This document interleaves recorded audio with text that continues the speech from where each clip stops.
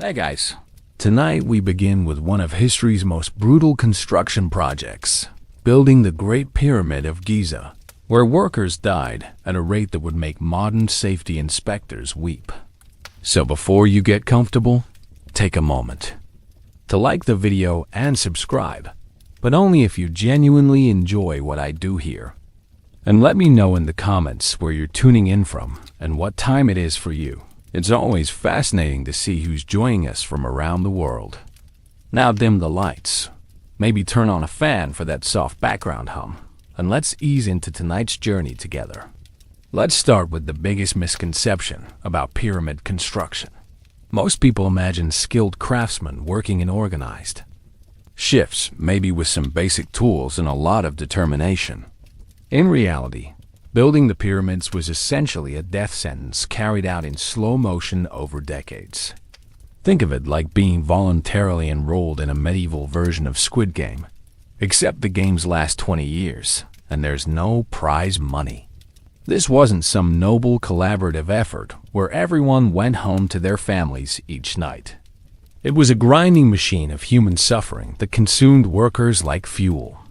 The Great Pyramid alone required moving 2.3 million stone blocks, each weighing between 2.5 and 15 tons, using nothing but copper tools, wooden ramps, and expendable human lives. The fourth dynasty of Egypt's Old Kingdom, around 258–02–510 BCE, was a period of absolute pharaonic power that makes modern dictatorships look restrained.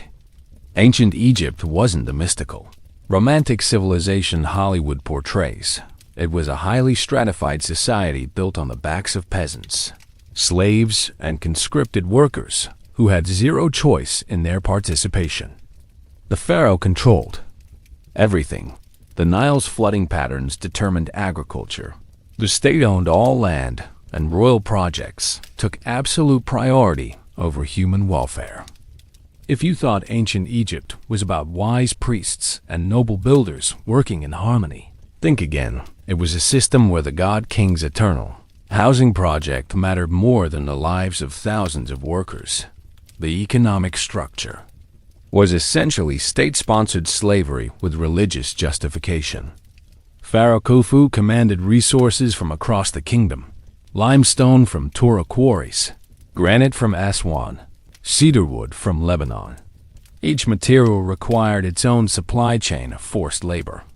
Limestone quarry workers spent their lives breathing stone dust that destroyed their lungs, while granite haulers faced the impossible task of moving 70-ton blocks across hundreds of miles using only rope, wooden rollers, and human muscle. The Giza Plateau wasn't some convenient construction site with modern amenities. It was a harsh desert environment where temperatures soared past 120 degrees Fahrenheit during summer days and plummeted to near freezing at night. Workers had to haul massive stones across shifting sand, up steep ramps that rose at devastating angles with no safety equipment, inadequate food rations, and constant risk of crushing accidents. The nearest reliable water source was the Nile, miles away across scorching desert. Medical care consisted of basic wound treatment and prayers to gods, who seemed more interested in Pharaoh's afterlife than worker survival. Disease spread rapidly through overcrowded worker camps where sanitation was non-existent. Take Heminu, the architect and overseer of the Great Pyramid's construction. This wasn't some gentle master builder guiding willing craftsmen. He was essentially running a massive forced labor camp disguised as a religious project. Heminu was Pharaoh Khufu's nephew, which meant he had the political backing to treat workers as completely expendable resources. But here's the twist. Even Heminu probably understood that he was orchestrating one of history's greatest atrocities in the name of divine architecture. Consider the mathematics of his operation. Heminu needed to place approximately 800 tons of stone every single day for 20 years straight to complete the Great Pyramid on schedule. This meant coordinating the quarrying, transport, and precise placement of roughly 315 massive blocks daily, using only Bronze Age technology and human labor. The logistics alone required treating workers like interchangeable machine parts, rather than human beings. Ancient records suggest that pyramid construction required around 20,000 workers during peak seasons, with additional seasonal laborers during Nile flooding periods when farmers couldn't work their fields. These weren't volunteers. They were conscripted peasants, captured prisoners, debt slaves, and foreign captives who had zero legal right to refuse. Amenu's job was to extract maximum labor from these workers while keeping just enough alive. To complete the project, the construction site resembled a small city, complete with worker barracks, tool workshops, bakeries that produced thousands of loaves daily, breweries for weak beer rations, and what archaeologists euphemistically call medical facilities, basically places where injured workers either recovered quickly or died quietly. Recent excavations have revealed mass graves near the pyramids containing workers with broken bones, signs of malnutrition, and evidence of brutal working conditions. If you think that's horrifying, wait until you hear about the actual construction. Methods that turned human beings into disposable machinery. This wasn't just about building a tomb for Pharaoh's afterlife. The Pyramid Project represented the ultimate expression of absolute power, the ability to sacrifice thousands of lives for one person's religious beliefs. Workers weren't just affected physically. Entire families and communities were destroyed. When able-bodied men were conscripted for pyramid duty, villages lost their primary laborers, wives became widows, children grew up fatherless, and Egypt's agricultural productivity suffered as human resources were diverted to monument construction. The psychological impact was equally devastating. Workers lived under constant threat of punishment, accident, or death, while being told their suffering served a divine purpose. Overseers carried whips and clubs, ready to beat anyone who showed signs of exhaustion or rebellion. The construction hierarchy was deliberately brutal. Skilled craftsmen looked down on haulers. Haulers despised quarry workers. And everyone feared the Egyptian overseers who answered directly to Amenu. This created a system where human dignity was systematically destroyed in service of architectural ambition.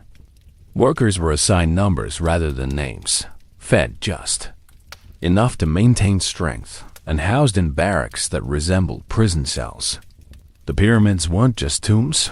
They were monuments to the expendability of common people in the eyes of absolute power, built with techniques that prioritized architectural perfection over human survival. But Amenu and his brutal construction management were just the beginning. The actual methods used to move those 2.3 million stone blocks reveal an industrial-scale disregard for human life that would make modern safety regulators shut down the entire operation within hours of witnessing the carnage. The stone moving methods used to build the Great Pyramid weren't ingenious engineering solutions. They were systematic human destruction disguised as construction techniques. Unlike the romantic image of workers singing while they built monuments to eternity, the reality involved breaking human bodies, like disposable tools in service of moving impossibly heavy blocks up increasingly steep inclines. The construction process was essentially a 20-year experiment in how much suffering the human body could endure before a complete failure. The primary method involved ramps, not the gentle, manageable slopes you might imagine, but brutal inclines that rose at angles, approaching 20 degrees while stretching for miles around the pyramid's base. Picture trying to push a modern SUV up a mountain trail using only rope and your bare hands. Except the SUV weighs 15 tons and you're malnourished, sleep-deprived, and working under the desert sun. Workers had to coordinate the movement of these blocks using copper tools that bent under pressure, wooden rollers that splintered constantly, and rope that snapped without warning, often crushing anyone unfortunate enough to be in the way. The engineering brilliance everyone celebrates came at the cost of treating workers like expendable machinery. Egyptian overseers calculated exactly how many men were needed to move each block size, factoring in expected injuries, deaths, and complete physical breakdown. They maintained detailed records not out of humanitarian concern, but to ensure adequate replacement workers were always available. The system required a constant supply of fresh bodies because the work literally consumed people. What made this particularly horrific was the precision required. These were rough stone piles. Each block had to be positioned with millimeter accuracy to create the pyramid's perfect geometry. This meant that exhausted, dying workers were expected to perform precision work while their bodies failed around them. The combination of impossible physical demands and exacting standards created a construction environment where human life became completely subordinate to architectural perfection. Take the process of quarrying limestone blocks at Tura, located across the Nile from Giza. Workers spent their entire lives in underground limestone caves, breathing stone dust that slowly destroyed their lungs while chiseling blocks that would outlive them by millennia. The quarrying process involved driving copper wedges into natural stone fractures, then pounding them with stone hammers until the limestone cracked along desired lines. Sounds simple enough until you realize that copper is softer than limestone. Workers were essentially trying to cut stone with metal that deformed under each impact. The work rhythm in these quarries was relentless and deadly. Teams of 4 to 6 workers would attack each block, with 2 men holding wedges, while others swung hammers weighing up to 15 pounds. The repetitive motion destroyed joints and muscles within months, while the confined underground spaces filled with choking stone dust that workers had no choice but to breathe. Ventilation was non-existent. Fresh air only reached the deepest tunnels when workers emerged, which happened rarely during long shifts that could last from dawn to dusk. Archaeological evidence from Tura quarries reveals worker skeletons with severe arthritis in their shoulders and arms from repetitive hammer strikes, compressed spines from lifting heavy tools, and lung tissue filled with limestone particles that turned their lungs into stone-like masses. These weren't occupational hazards. They were guaranteed outcomes. Every quarry worker knew they were trading their health for Pharaoh's eternal monument, and they had absolutely no choice in the matter.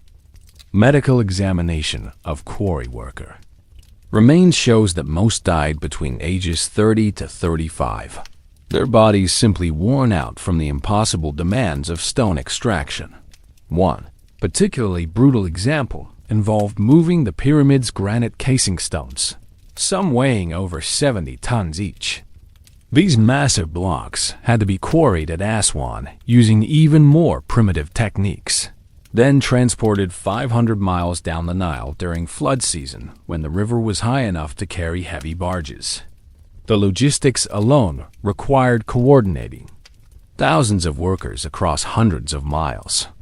Loading a 70-ton block onto a barge meant building temporary ramps, positioning hundreds of workers with ropes, and hoping the barge didn't sink under the weight. The granite quarrying process at Aswan was even more devastating than limestone work. Granite is among the hardest stones on Earth, requiring workers to pound copper chisels against crystalline rock that fought back with every strike.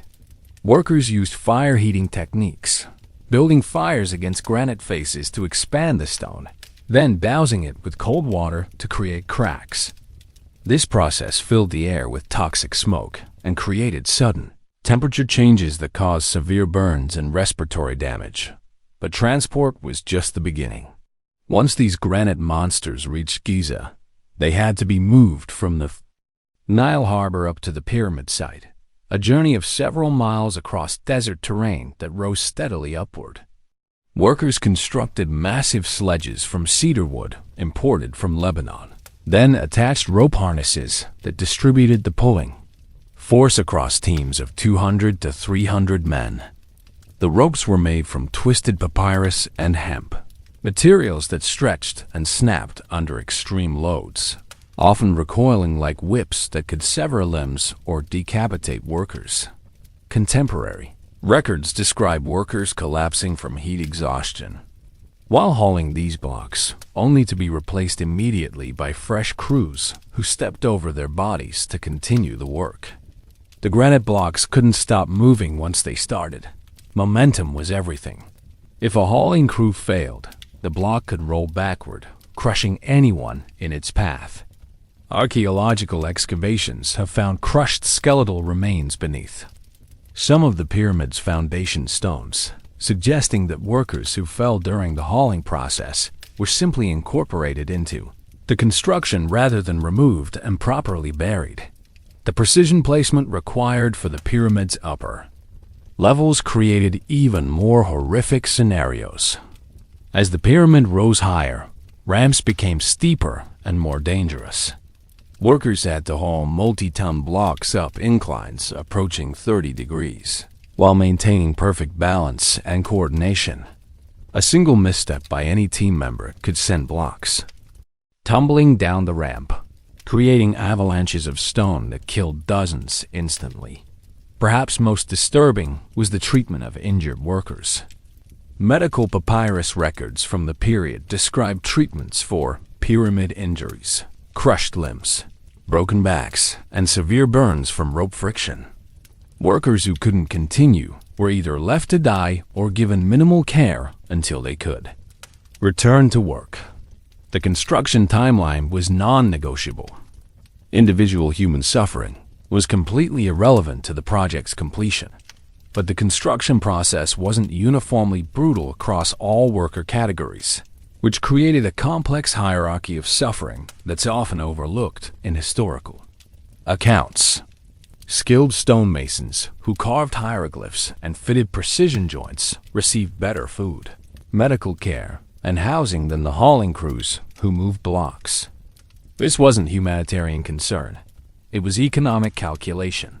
Skilled workers took years to train and were difficult to replace, while hauling crews could be replenished from Egypt's endless supply of peasants and prisoners.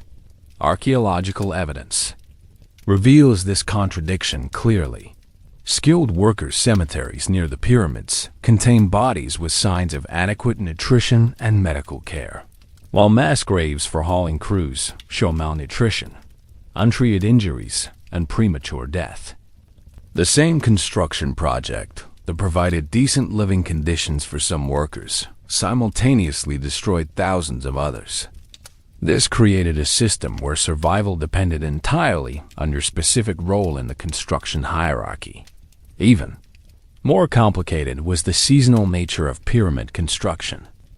During Nile flood periods when agricultural work was impossible, the workforce swelled with farmers who were conscripted for temporary pyramid duty. These seasonal workers faced the same brutal conditions as permanent crews, but only for a few months each year.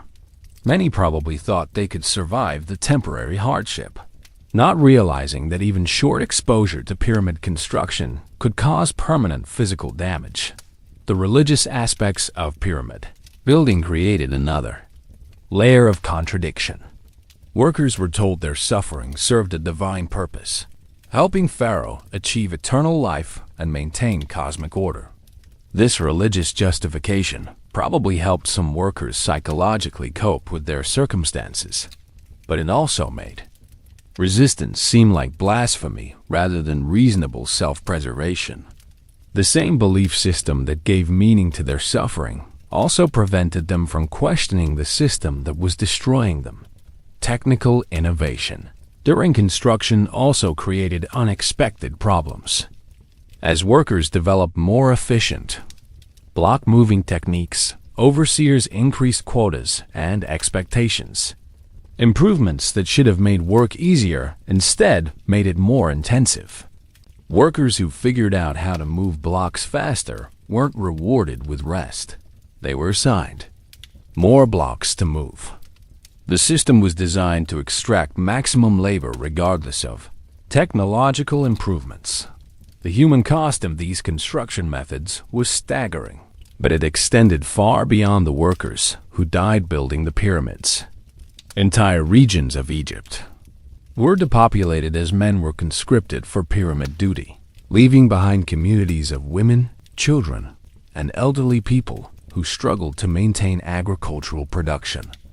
Villages that lost their strongest workers faced famine, economic collapse, and social disintegration that lasted for generations after pyramid construction ended. Workers who survived pyramid construction often returned home as broken men, unable to perform agricultural work due to injuries and illness acquired during their service. These returning workers became a burden on their communities rather than productive contributors, creating a ripple effect of economic hardship that spread throughout Egyptian society. The pyramid projects didn't just consume workers, they destroyed the social fabric of entire regions. The psychological trauma was equally devastating. Workers who witnessed constant death and suffering, while being told their pain served a divine purpose, developed what we might recognize today as complex PTSD. Many survivors probably struggled with guilt about living while their friends died, anger at the system that used them, and confusion about their religious beliefs. Ancient Egyptian medical texts describe treatments for what they called pyramid madness, psychological conditions that affected workers long after construction ended. Egyptian officials tried to manage worker discontent through a combination of religious indoctrination, brutal punishment, and minimal rewards.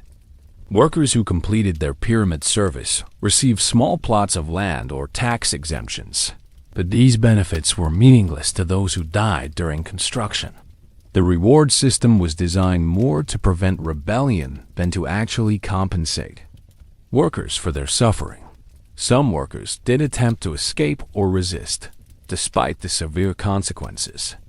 Papyrus records describe runaway workers being tracked down and returned to pyramid sites, often with additional punishments that served as examples to other workers.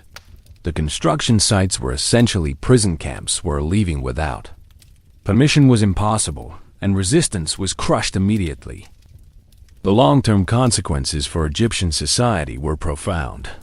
The massive resource investment in pyramid construction weakened Egypt's economy and military capabilities, contributing to the eventual end of the Old Kingdom period. The human cost of building monuments to pharaonic power ultimately undermined the very system that demanded those monuments. Meanwhile, the tools and techniques that made this systematic destruction possible weren't primitive mistakes that could be improved. They were the deliberate result of a society that valued architectural perfection over human life. The copper chisels, wooden sledges, and rope harnesses weren't inadequate technology. They were adequate for their intended purpose, extracting maximum labor from expendable workers. The Egyptian engineers who designed these systems understood exactly what they were doing to human bodies, and they considered it an acceptable cost for achieving their architectural goals. But the construction methods were only part of the nightmare that was pyramid building. The daily living conditions for workers created an entirely separate dimension of suffering that went far beyond the physical demands of moving stone blocks. If the construction methods were systematic human destruction, then the daily living conditions for pyramid workers were a carefully orchestrated experiment in how little humanity you could provide while still keeping bodies functional enough to move stone blocks. The worker camps surrounding the Great Pyramid weren't temporary housing. They were permanent settlements of misery designed to extract maximum labor while providing minimum survival resources. Think of them as ancient concentration camps with religious justification. The camp system reveals the true genius of Egyptian pyramid logistics. They didn't just exploit workers during construction hours. They controlled every aspect of worker existence 24 hours a day. Sleep, food, water, shelter, medical care, and even basic human dignity were ration commodities. distributed based solely on a worker's productivity and replaceability. This wasn't accidental neglect. It was deliberate policy designed to maintain absolute control over a workforce that vastly outnumbered their overseers. Archaeological excavations around the Gorge, Giza Plateau have revealed a sprawling worker city that housed up to 20,000 people during peak construction periods. But calling it a city is generous. It was more like a massive human storage facility where workers were warehoused between shifts. The layout wasn't designed for comfort or community. It was engineered for maximum surveillance, crowd control, and efficient movement of workers to construction sites. The camp hierarchy reflected the broader Egyptian social system, but compressed into an even more brutal microcosm.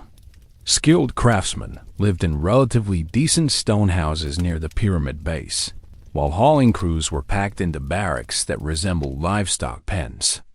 Foreign captives and dead slaves occupied the worst areas, essentially open-air prisons, where survival depended on scavenging scraps from other workers' rations.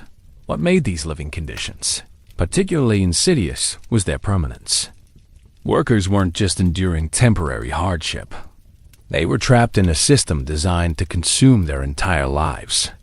Many workers spent decades in these camps, watching their health deteriorate, their families forgotten, and their former identities erased.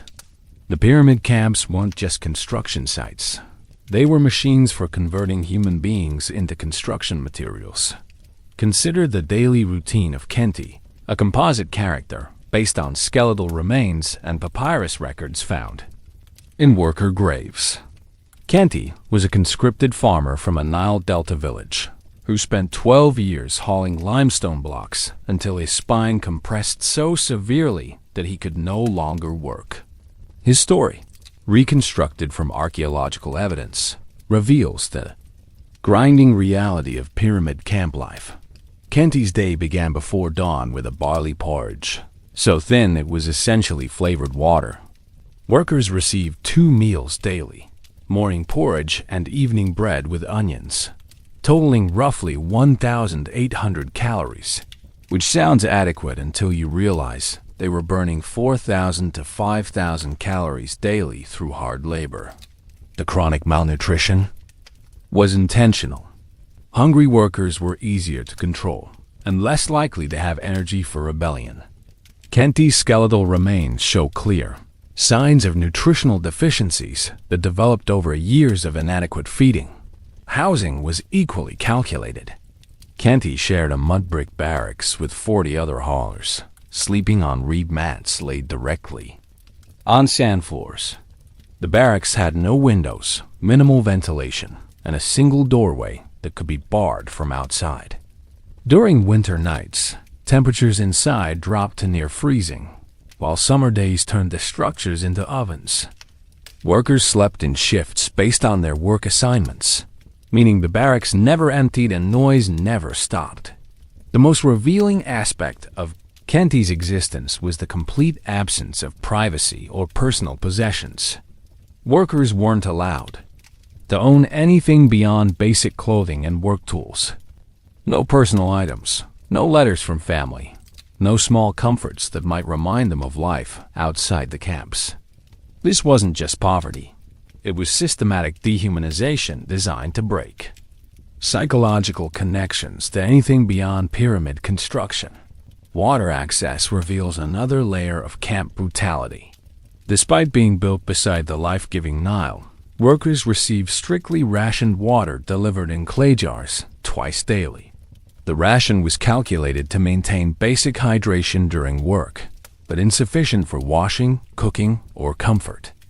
Workers who tried to access the Nile directly faced severe punishment, creating a bizarre situation where people died of thirst within sight of one of the world's great rivers. Medical care in the camps followed the same ruthless logic.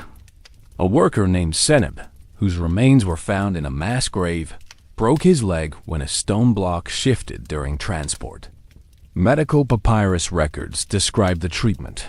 His leg was roughly splinted with wooden boards, and he was given 3 days of rest.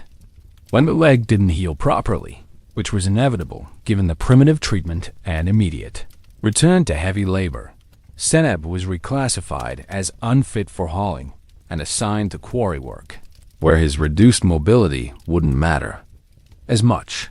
The camp's sanitation system, or lack thereof, created perfect conditions for disease outbreaks that periodically devastated the workforce.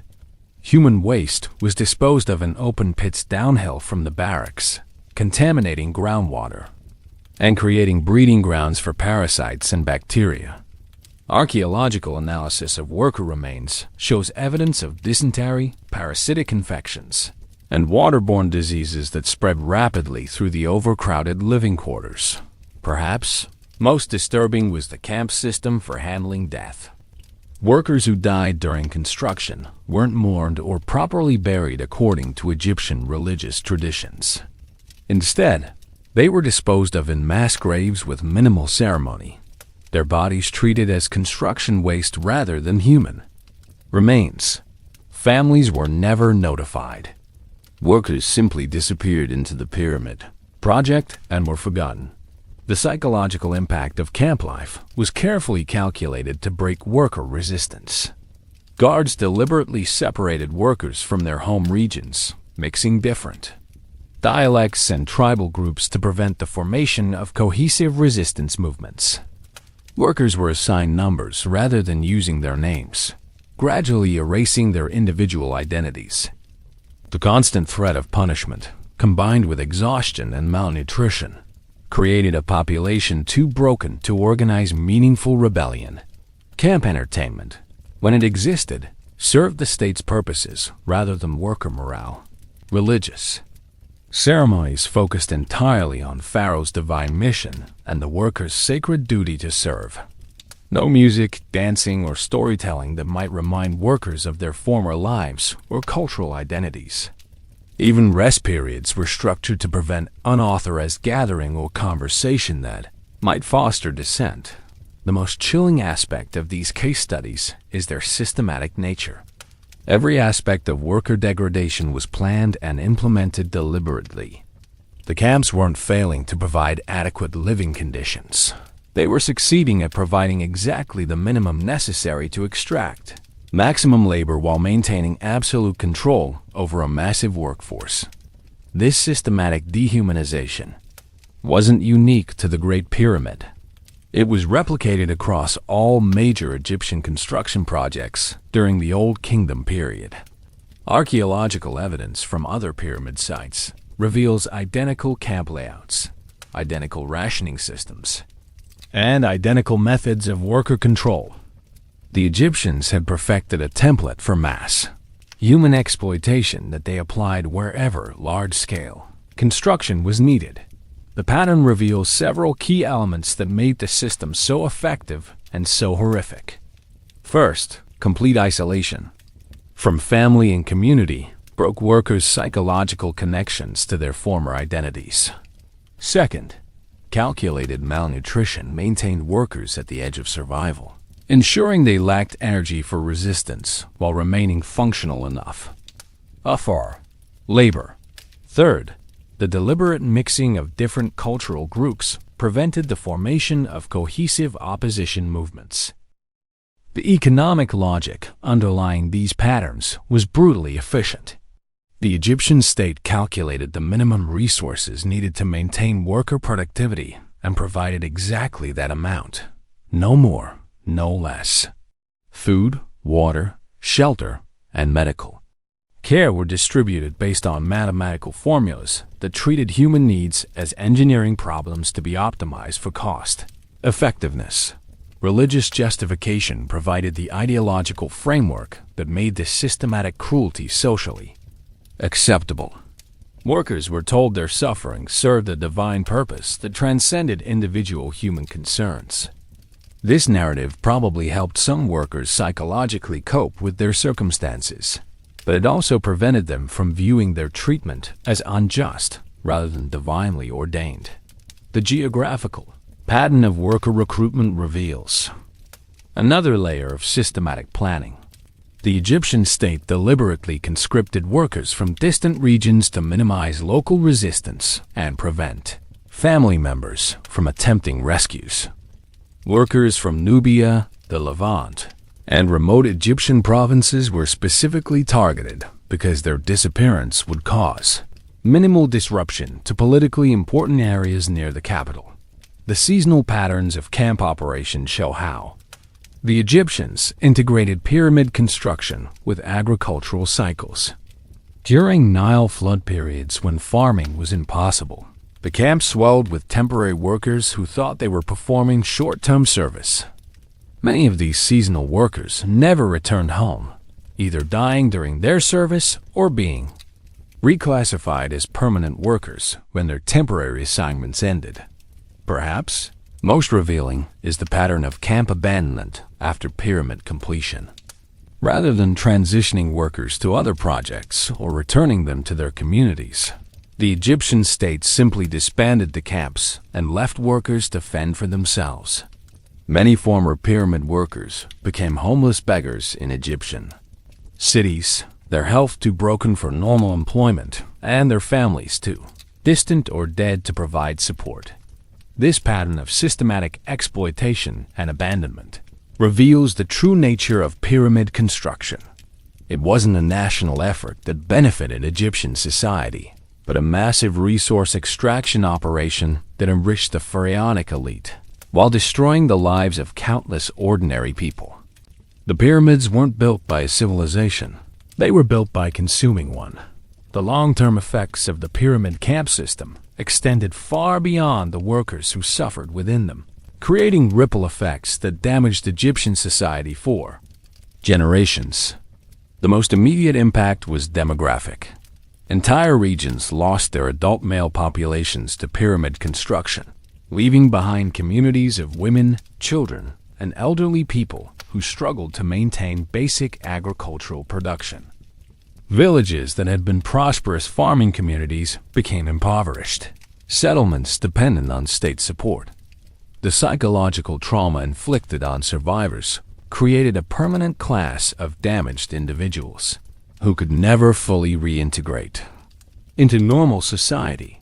Workers who survived pyramid service often returned home as broken men, unable to perform agricultural work due to physical injuries and psychological damage. These returning workers required care from families and communities that were already struggling with reduced populations and economic hardship. The economic impact was equally devastating. The massive resource investment required to maintain the pyramid camps, food, water, building materials, guards, and administrative personnel, drained wealth from productive sectors of the Egyptian economy. Agricultural production suffered, not only from reduced workforce, but also from the diversion of resources to support pyramid construction rather than farming. Infrastructure that the social fabric of Egyptian communities was permanently altered by the pyramid camp system. Traditional family structures collapsed when adult men disappeared into construction projects for decades or permanently. Cultural traditions and knowledge transmission were disrupted when entire generations of men were removed from their communities. During their prime years, many villages lost their cultural identity as the pyramid system destroyed the social networks that maintained local traditions. The medical consequences created a public health crisis that lasted long after pyramid construction ended. Diseases that spread rapidly through overcrowded, unsanitary camps were carried back to home communities by surviving workers. Malnutrition and physical trauma created a population of disabled individuals who required long-term care from families and communities that lacked resources to provide it. Perhaps most significantly, the pyramid camp system established a template for state-sponsored mass exploitation that would influence Egyptian governance for centuries. The techniques developed to control and exploit pyramid workers were later applied to other state projects, creating a permanent underclass of expendable laborers whose lives existed solely to serve pharaonic ambitions. the religious and ideological impact was equally profound. The use of divine justification to legitimize systematic human suffering created a theological framework that made extreme inequality seem natural and divinely ordained. This ideological system helped maintain pharaonic power but also normalized the treatment of common people as expendable resources rather than individuals with inherent value. The environmental impact of the camps created lasting ecological damage around pyramid sites. Waste disposal, deforestation for construction materials, and soil compaction from overcrowding left areas around Giza permanently degraded. The concentration of thousands of people in desert environments without adequate infrastructure created environmental problems that persisted long after the camps were abandoned. Yet even as the daily horror of camp life ground down worker bodies and spirits, the pyramid construction system was creating an entirely different kind of nightmare. A complex web of violence, punishment, and control that went far beyond simple exploitation. The overseers and guards who maintained order in these camps weren't just brutal supervisors. They were the enforcers of a systematic reign of terror, designed to prevent any organized resistance to the pyramid project. The methods used to maintain discipline among 20,000 desperate, dying workers revealed the true depths of pharaonic cruelty. Physical punishment was just the beginning. The Egyptian authorities had developed sophisticated, psychological torture techniques that broke worker resistance more effectively than whips or clubs. The violence wasn't random brutality. It was carefully calculated to maximize fear while maintaining enough worker functionality to continue construction. What made this system particularly terrifying was its integration with Egyptian religious beliefs. Punishment wasn't just physical suffering. It was spiritual damnation that supposedly extended into the afterlife. Workers weren't just afraid of dying. They were afraid of dying in ways that would doom their souls for eternity. This religious dimension of pyramid control created a level of psychological terror that made physical brutality seem almost merciful by comparison. Thought the peak of this systematic violence would soon reach levels that shocked even hardened Egyptian officials, creating incidents that would be remembered as the darkest moments in pyramid construction history. By the 8th year of Great Pyramid construction, the worker camp system had reached a breaking point that threatened the entire project. Over 15,000 workers were crammed into facilities designed for half that number. Disease outbreaks were killing dozens daily, and malnutrition had reached levels that made even basic construction tasks nearly impossible. Food riots had become weekly occurrences. Work stoppages were spreading through different labor crews, and most ominously, workers from different regions had begun communicating despite language barriers, sharing techniques for sabotage and resistance. The crisis wasn't just about worker welfare. It was about project completion. Pharaoh Khufu had invested his entire reign's resources into building the largest pyramid in history, and delays meant not just political embarrassment, but potential religious catastrophe. According to Egyptian beliefs, if Pharaoh died before his pyramid was completed, his soul would be trapped between worlds, unable to achieve divine status and maintain cosmic order. The stakes couldn't have been higher for the Egyptian elite. Hammunu, the chief architect, faced an impossible situation. Increasing food rations would strain the state's resources and set dangerous precedents for worker treatment. Reducing the workforce would delay construction beyond acceptable limits. Improving living conditions would be seen as rewarding rebellion rather than maintaining order. The only remaining option was to implement a terror campaign so brutal and comprehensive that it would break worker resistance permanently. What followed was a systematic escalation of violence that transformed pyramid construction from forced labor into something approaching genocide. The methods developed during this crisis would influence Egyptian governance for centuries, establishing precedents for state-sponsored terrorism that made resistance not just dangerous, but literally unthinkable.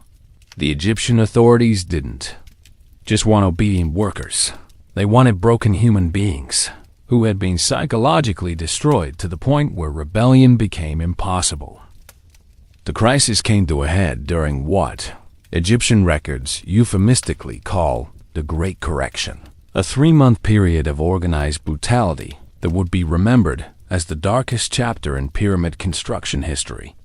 The methods used during this period reveal the true depths of pharaonic cruelty and the sophisticated understanding Egyptian authorities had developed about human psychology and social control. The breaking point came when a group of Nubian workers attempted to escape during a sandstorm that reduced visibility across the construction site. Led by a man whose Egyptian name was recorded as Khnum-Hotep, but whose real name is lost to history, approximately 50 workers from different cultural backgrounds had coordinated their escape attempt during the storm's cover. They had been planning for months, hoarding small amounts of food and water, identifying guard patrol patterns, and establishing a communication system using stone-tapping codes that transcended language barriers. The escape attempt itself was remarkably well organized. The workers had identified a gap in the camp's perimeter where construction materials created a blind spot for guards. During the height of the sandstorm, when visibility dropped to less than 10 feet, they moved in small groups toward their planned escape route. Their goal was to reach the Nile, steal boats, and attempt to return to their home regions before organized pursuit could track them down. But the escape was doomed from the beginning. Egyptian camp security had been designed by military engineers who understood that controlling 20,000 desperate people required more than physical barriers. The camp was surrounded by a network of informants, workers who received better treatment in exchange for reporting escape plans, resistance activities, and potential leadership figures. The Nubian escape attempt had been under surveillance for weeks before it was attempted. The response was swift and calculated. Rather than simply recapturing the escaped workers, Aminu ordered a demonstration that would terrorize the entire camp population into absolute submission. The 50 escapees were tracked down within hours using professional hunters who specialized in pursuing runaway workers. They were brought back to the central plaza of the worker camp, where a specially constructed platform had been erected for maximum visibility. What happened next was recorded in administrative papyrus documents with bureaucratic precision that makes the brutality even more chilling. The escaped workers were divided into groups based on their perceived leadership roles. Khnum-Hotep and 4 others identified as ringleaders were subjected to what Egyptian records call divine punishment, a form of execution designed to maximize both physical suffering and spiritual terror. The execution method was specifically chosen to exploit Egyptian religious beliefs about the afterlife. The 5 leaders were buried alive in sandpits, but with their heads exposed so the camp population could watch them die slowly over several days. According to Egyptian beliefs, this form of death prevented proper mummification and doomed the victims' souls to eternal wandering rather than peaceful afterlife. The psychological impact on watching workers was devastating. They weren't just witnessing execution, but spiritual damnation. The remaining 45 escaped workers faced graduated punishments designed to create a hierarchy of suffering that would divide potential future resistance movements.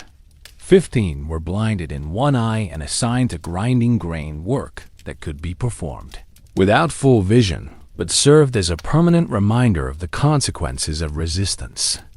20 others had fingers amputated, making them incapable of skilled work, but still functional for basic hauling tasks. The final 10 were beaten nearly to death and left to recover without medical care, serving as walking advertisements for the futility of rebellion.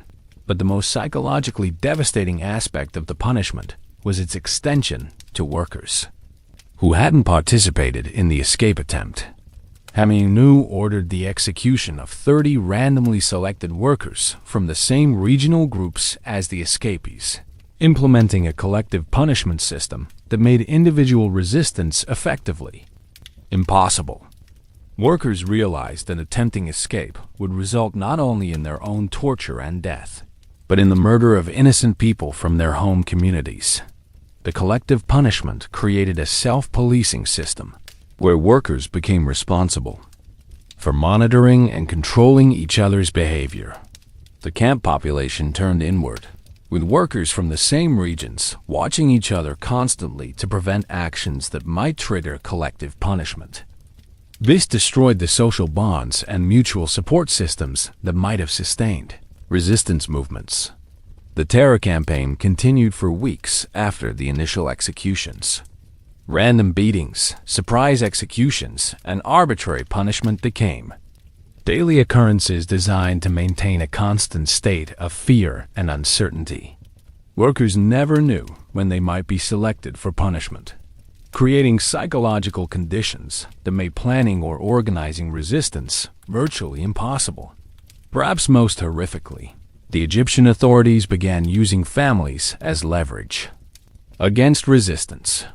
They brought wives and children of some workers to the camp, not as additional laborers, but as hostages whose welfare depended on their husbands' and fathers' absolute obedience. The presence of family members created emotional vulnerabilities that the authorities exploited ruthlessly, threatening to harm children and wives if workers showed any signs of resistance or disobedience. The systematic nature of this terror campaign reveals the sophisticated understanding Egyptian authorities had developed about crowd control and psychological manipulation. Every aspect of the punishment system was calculated to break not just individual resistance, but the social bonds that might enable collective action. The goal wasn't just compliance. It was the complete psychological destruction of worker identity and dignity. The immediate response to the terror campaign was exactly what Egyptian authorities had intended: absolute submission from a worker population too broken and terrified to consider resistance. Work productivity actually increased in the short term as workers desperately tried to avoid any behavior that might be interpreted as disobedience. The construction timeline, which had been falling behind schedule due to work stoppages and sabotage, returned to projected completion dates, but the psychological consequences extended far beyond simple compliance. Archaeological evidence from this period shows a dramatic increase in worker suicides, as some chose death over continued existence under the terror regime. Mass graves from this period contain bodies with evidence of self-inflicted injuries and deliberate starvation. Workers who gave up the will to live rather than endure further brutalization. The terror campaign also created unexpected divisions within the Egyptian administrative hierarchy. Some officials, particularly those responsible for maintaining construction schedules, supported the brutal methods as necessary for project completion. Others, especially those who had to implement the day-to-day violence, began showing signs of what we might recognize today as moral injury, psychological damage, caused by perpetrating acts that violated their own ethical beliefs.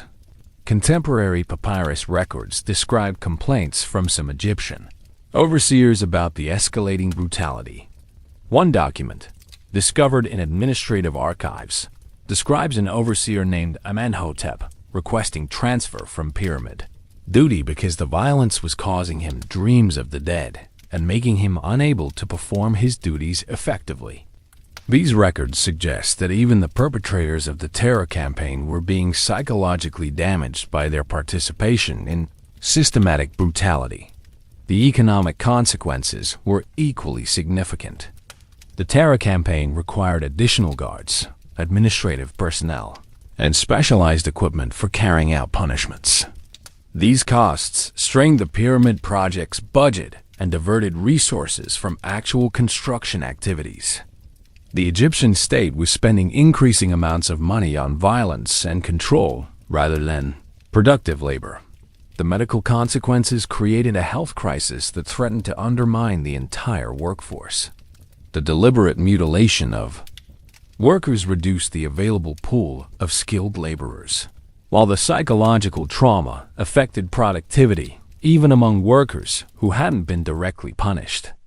Camp medical personnel, already overwhelmed by construction injuries and malnutrition, now had to deal with the additional burden of treating torture victims and managing mental health crises. Perhaps most significantly, the Terror Campaign established precedents for state violence that would influence Egyptian governance long after pyramid construction ended. The techniques developed for controlling pyramid workers, collective punishment, psychological torture, family hostage-taking, and systematic dehumanization became standard tools of pharaonic authority that would be applied to other construction projects and political situations. The international consequences were equally important, but less immediately visible. Foreign workers who survived the Terror Campaign and eventually returned to their home regions carried stories of Egyptian brutality that damaged Egypt's reputation throughout the ancient world. These accounts made it increasingly difficult for Egypt to recruit voluntary workers or maintain peaceful relationships with neighboring societies. The religious consequences created theological problems that Egyptian priests struggled to address. The systematic violation of traditional Egyptian beliefs about proper treatment of the dead and dying challenged fundamental religious principles about divine justice and cosmic order. The Terror Campaign created a contradiction between Pharaoh's role as maintainer of divine justice and his authorization of systematic injustice that would influence Egyptian religious thought for generations. The Terror Campaign during Great Pyramid construction wasn't just a temporary crisis response. It represented a fundamental transformation in the relationship between Egyptian rulers and their subjects that would shape pharaonic governance for centuries. What began as a construction management problem evolved into a comprehensive system of state terrorism that established new precedents for the exercise of absolute power. The most significant implication was the normalization of systematic cruelty as a legitimate tool of governance. Before the Pyramid Terror campaigns, Egyptian rulers had certainly used violence to maintain power, but the scale and systematic nature of pyramid brutality was unprecedented. The successful completion of the Great Pyramid, despite massive worker resistance, proved to Egyptian elites that any level of human suffering was acceptable if it served state purposes. This transformation in political culture influenced every aspect of Egyptian society. The techniques developed for controlling pyramid workers were adapted for managing agricultural laborers, maintaining order in cities, and suppressing political dissent throughout the kingdom. Egypt evolved from a society that used violence selectively to one that used systematic brutality as a primary tool of social control. The psychological implications were equally profound. The Terror campaign demonstrated that human beings could be psychologically destroyed while remaining physically functional, revealing the potential for social control that went far beyond simple physical coercion. This understanding would influence not just Egyptian governance, but the development of authoritarian control systems throughout the ancient world. The economic implications established the principle that human life and dignity were completely subordinate to state projects. The successful completion of the Great Pyramid proved that massive construction projects could be completed regardless of human cost, encouraging increasingly ambitious building programs that consumed ever larger numbers of workers and resources. Perhaps most importantly, the Pyramid Terror campaign established a template for systematic dehumanization that would be replicated by authoritarian regimes throughout history. The techniques of collective punishment, psychological torture, family manipulation, and social isolation developed during pyramid construction would reappear in various forms across different cultures and time periods, demonstrating the tragic continuity of human cruelty when power becomes absolute and accountability disappears. The Great Pyramid stands today as a monument to architectural achievement, but its construction methods created precedents for systematic human destruction that would influence civilization for millennia. Around the central horror of pyramid construction, a complex cast of supporting characters played crucial roles that revealed the full scope of human suffering and complicity involved in building Pharaoh's eternal monument. These weren't just background figures. They were real people whose lives were shaped, distorted, and often destroyed by their connection to the pyramid project. Ankh-E Sekhmet was a master stone carver whose story illustrates the complicated position of skilled workers in the pyramid hierarchy. Unlike the expendable hauling crews, Ankh-Sekhmet possessed rare abilities that made him valuable enough to receive decent food, private housing, and medical care. His tomb, discovered near the pyramid workers' cemetery, contains intricate reliefs depicting his work on pyramid construction, alongside scenes of his family life, a luxury denied to common laborers who were buried in mass graves without individual markers. But Ankh-Sekhmet's privileged position came with its own form of psychological torture. As a skilled craftsman, he was required to train replacement workers to ensure continuity of his specialized knowledge. This meant teaching techniques to men he knew would likely die before completing their training, creating a cycle where his expertise became a tool for consuming human lives. His tomb inscriptions include unusual prayers, asking for forgiveness for teaching the condemned, suggesting the psychological burden of his complicity in the system that privileged him, while destroying others. Hitipihiris represented a different category of pyramid victim, the families who lost everything when their men were conscripted for construction duty. A widow from a Delta farming village, she arrived at the pyramid camp searching for her husband who had been taken 3 years earlier during a tax collection raid. Egyptian records describe her as a persistent petitioner who repeatedly approached officials seeking information about her husband's fate, only to be told that individual worker records weren't maintained for common laborers. Hitipihiris eventually became part of the pyramid economy herself, working as a bread baker in the camp kitchens while continuing her futile search for her husband. Her story reveals the secondary wave of destruction caused by pyramid construction. Entire communities of women and children left destitute when their primary providers were consumed by Pharaoh's building project. She died in the camp after 7 years of searching, never learning that her husband had been killed in a construction accident during her 2nd year of looking for him. Imhotep the Younger, not the famous architect, but a common worker who shared the name, showed how the pyramid system destroyed cultural identity and human dignity, even among those who survived. Originally a Nubian prince captured during a border raid, he spent 15 years in pyramid construction, gradually losing his language, cultural knowledge, and connection to his royal heritage. Egyptian records track his transformation from foreign nobility to reliable hauler to broken worker unfit for labor.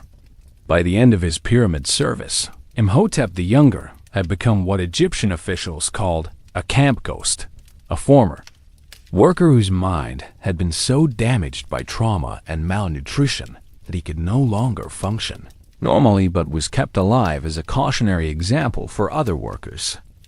He wandered the camp, performing meaningless tasks, talking to people who weren't there, and serving as a living reminder of what complete psychological destruction looked like.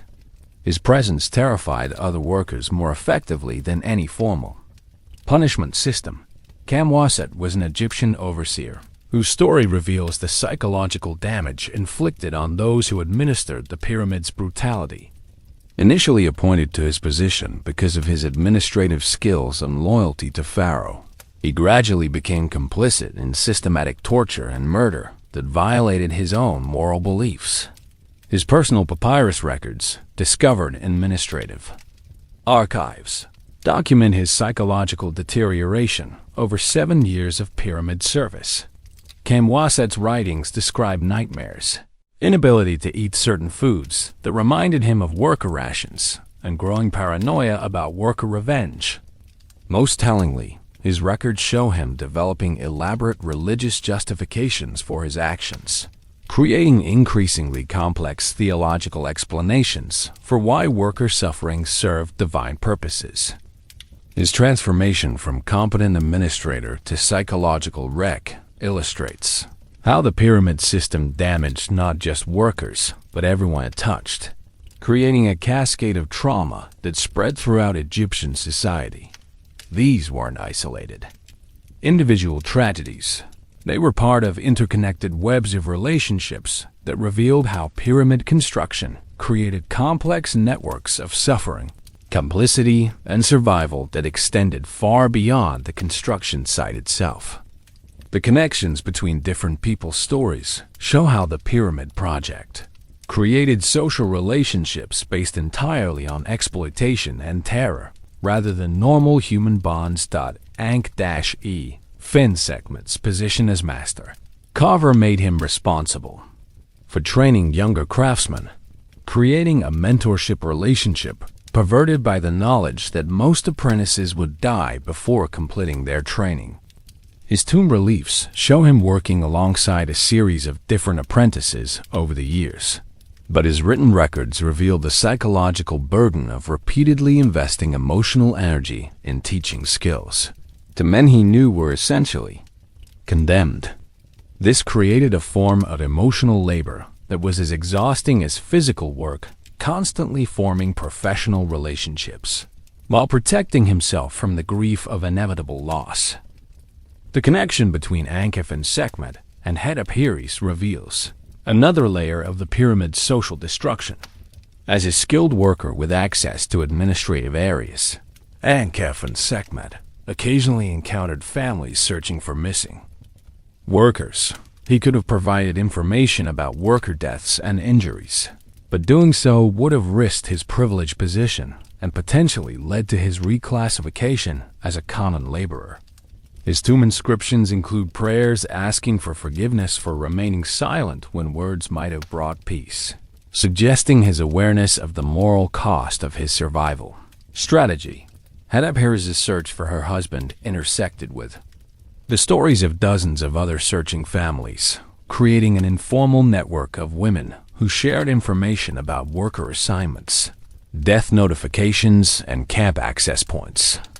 These women developed their own underground communication system, passing messages between different pyramid camps and maintaining records that Egyptian authorities deliberately didn't keep. Their network became a parallel administrative system, focused on human connections rather than construction efficiency. The relationship between Hetep and Imhotep the Younger illustrates how the pyramid system destroyed normal social bonds while creating new forms of connection based on shared trauma. As Imhotep the Younger's mental state deteriorated, Hetep became one of the few people who showed him basic human kindness, sharing food and providing simple companionship. This relationship served no productive purpose for pyramid construction, but it represented a form of resistance against the system's attempt to eliminate human dignity and compassion. Kamwaset's administrative role connected him to all these stories in ways that compounded his psychological damage. He processed the work assignments that separated families like Hetep from their husbands. He managed the skilled worker privileges that allowed people like Ankh and Sekhmet to survive while others died. He supervised the punishment systems that destroyed minds like Imhotep the Younger's. His position at the center of these interconnected tragedies made him complicit in every form of suffering the pyramid system created. The interconnection extended beyond individual relationships to create economic and social networks that spread pyramid influence throughout Egyptian society. Ankh and Sekhmet's privileged position allowed him to send small payments to his family, creating economic dependence that made his relative stakeholders in pyramid construction. Hetep work as a camp baker made her part of the food supply system that kept workers alive enough to continue laboring. Even Imhotep, the Younger's presence served a function by terrifying other workers into compliance.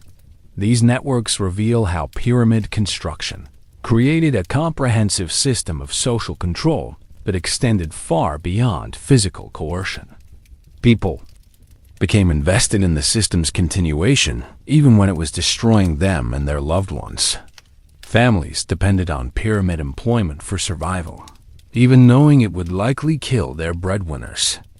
Communities became complicit in providing workers, even understanding they were essentially feeding people to a machine designed to consume human lives. The most disturbing aspect of these interconnected stories is how they normalized extreme suffering as an acceptable cost for individual survival or minor privileges. People learned to navigate systems of systematic brutality by finding small advantages that required them to ignore or enable larger horrors. The Pyramid Project didn't just kill workers, it corrupted the moral framework of everyone it touched, creating a society where extreme inequality and systematic cruelty became acceptable background conditions for daily life. To understand the pyramid construction nightmare, you have to understand how Egyptian culture during the Old Kingdom period had evolved to make systematic human sacrifice socially acceptable through religious and ideological frameworks that transformed obvious atrocities into sacred duties. Daily life in Egypt wasn't the mystical, harmonious existence depicted in popular culture.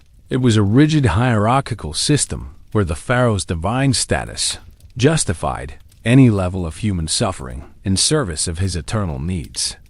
Egyptian religious beliefs created a cosmic framework where Pharaoh's successful transition to divine status was literally necessary for maintaining universal order.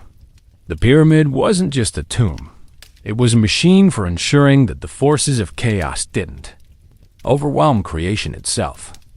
This theological framework made individual human suffering seem insignificant compared to cosmic necessity, allowing people to participate in or ignore systematic brutality while believing they were serving a greater good. The social structure of Egyptian society was designed to support this theological system through practical arrangements that made resistance nearly impossible. Egyptian law didn't recognize individual rights that could conflict with state needs. Families didn't own property independently. Everything belonged ultimately to Pharaoh, who granted usage rights that could be revoked at any time. This meant that conscripting workers for pyramid duty wasn't theft or kidnapping. It was the legitimate exercise of divine authority over Pharaoh's possessions.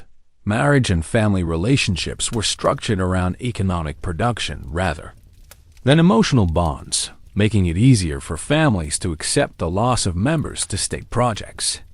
Children were economic assets who belonged to their parents' extended family networks rather than autonomous individuals with independent value. This cultural framework made the separation of families during pyramid construction feel like economic loss rather than human tragedy, reducing psychological resistance to the conscription system. Egyptian concepts of honor and social status were tied to service to Pharaoh rather than individual achievement or moral behavior. Families gained prestige from having members selected for royal projects, even when those projects were likely to kill their relatives. This cultural value system created social pressure for families to volunteer workers for pyramid duty and feel shame if their men were rejected as unfit for service. The treatment of foreign captives and slaves was governed by cultural assumptions that made their suffering seem natural and acceptable. Egyptian ideology portrayed non-Egyptians as inherently inferior beings whose primary value was their utility to Egyptian projects. This racial and cultural supremacist framework made the brutal treatment of foreign pyramid workers seem like appropriate use of natural resources rather than systematic murder. The Egyptian understanding of death and afterlife created cultural contexts that made worker deaths seem less significant than they would in other cultural systems. Death wasn't viewed as the end of existence, but as a transition to different forms of being. However, this theological framework was deliberately manipulated to justify differential treatment. Pharaoh's death required elaborate preparation and expensive monuments, while worker deaths were treated as insignificant transitions that required no special attention or resources. Perhaps most ironic was how the pyramid construction system, supposedly designed to ensure Pharaoh's eternal divine status, actually undermined the very religious and social foundations that legitimized pharaonic authority. The systematic brutality required to build the pyramids created theological contradictions that challenged Egyptian beliefs about divine justice and cosmic order. How could a system that claimed to maintain universal harmony require such extensive human suffering and systematic violation of traditional values? The economic contradictions were equally striking. Pyramid construction was supposed to demonstrate Egypt's wealth and power, but the massive resource investment required to complete the projects actually weakened Egyptian economic and military capabilities. The kingdom that built the Great Pyramid was simultaneously impoverishing itself and destroying the human resources that generated its wealth. The monuments to pharaonic power were built by consuming the very foundations of that power. The social contradictions created impossible situations for everyone involved in pyramid construction. Skilled workers like Ankh-F and Sekhmet achieved privileged positions by participating in systems that destroyed thousands of their fellow human beings. Administrators like Kamwaset maintained their social status by implementing policies that violated their own moral beliefs. Families gained economic benefits from pyramid employment while losing their loved ones to the same system that provided those benefits. Perhaps most revealing was the contradiction between pyramid construction's supposed religious significance and its actual effects on Egyptian spiritual life. The projects that were meant to ensure divine favor and cosmic stability actually created social conditions that challenged fundamental Egyptian religious principles about justice, compassion, and proper treatment of the dead. The pyramids were built by systematically violating the very religious values they were supposed to serve. The technological contradictions were equally significant. Egyptian engineering capabilities were sophisticated enough to achieve incredible precision in pyramid construction, but the same society couldn't develop tools and techniques that would have made the work less deadly for workers. This wasn't a failure of technological innovation. It was a deliberate choice to prioritize architectural perfection over human welfare, revealing cultural values that made advanced engineering serve systematic human destruction rather than human flourishing. Everything changed when Pharaoh Khufu died unexpectedly in the 19th year of Great Pyramid construction, just months before the monument's planned completion. His death created an immediate crisis that exposed the fundamental instability of a system built entirely on the absolute authority of one individual, whose mortality had been conveniently ignored by everyone involved in the project. The massive construction operation that had consumed thousands of lives and Egypt's entire economic surplus suddenly found itself without clear leadership, funding, or even legal justification for its continued existence. The timing couldn't have been worse for the pyramid workforce. After nearly 2 decades of systematic brutality, malnutrition, and psychological destruction, the surviving workers had been reduced to broken shells of human beings who existed solely to serve the construction project. They had no families to return to, no communities that would accept them, and no skills beyond moving stone blocks for a pharaoh who no longer needed their services. The prospect of freedom was actually more terrifying than continued enslavement for workers who had been so thoroughly dehumanized that they no longer knew how to exist outside the camp system. Khufu's son and successor, Jetifer, faced an impossible Inheritance. The Pyramid Project had consumed virtually all of Egypt's available resources, leaving the kingdom economically devastated and militarily vulnerable. Continuing construction would bankrupt the state and potentially trigger rebellion.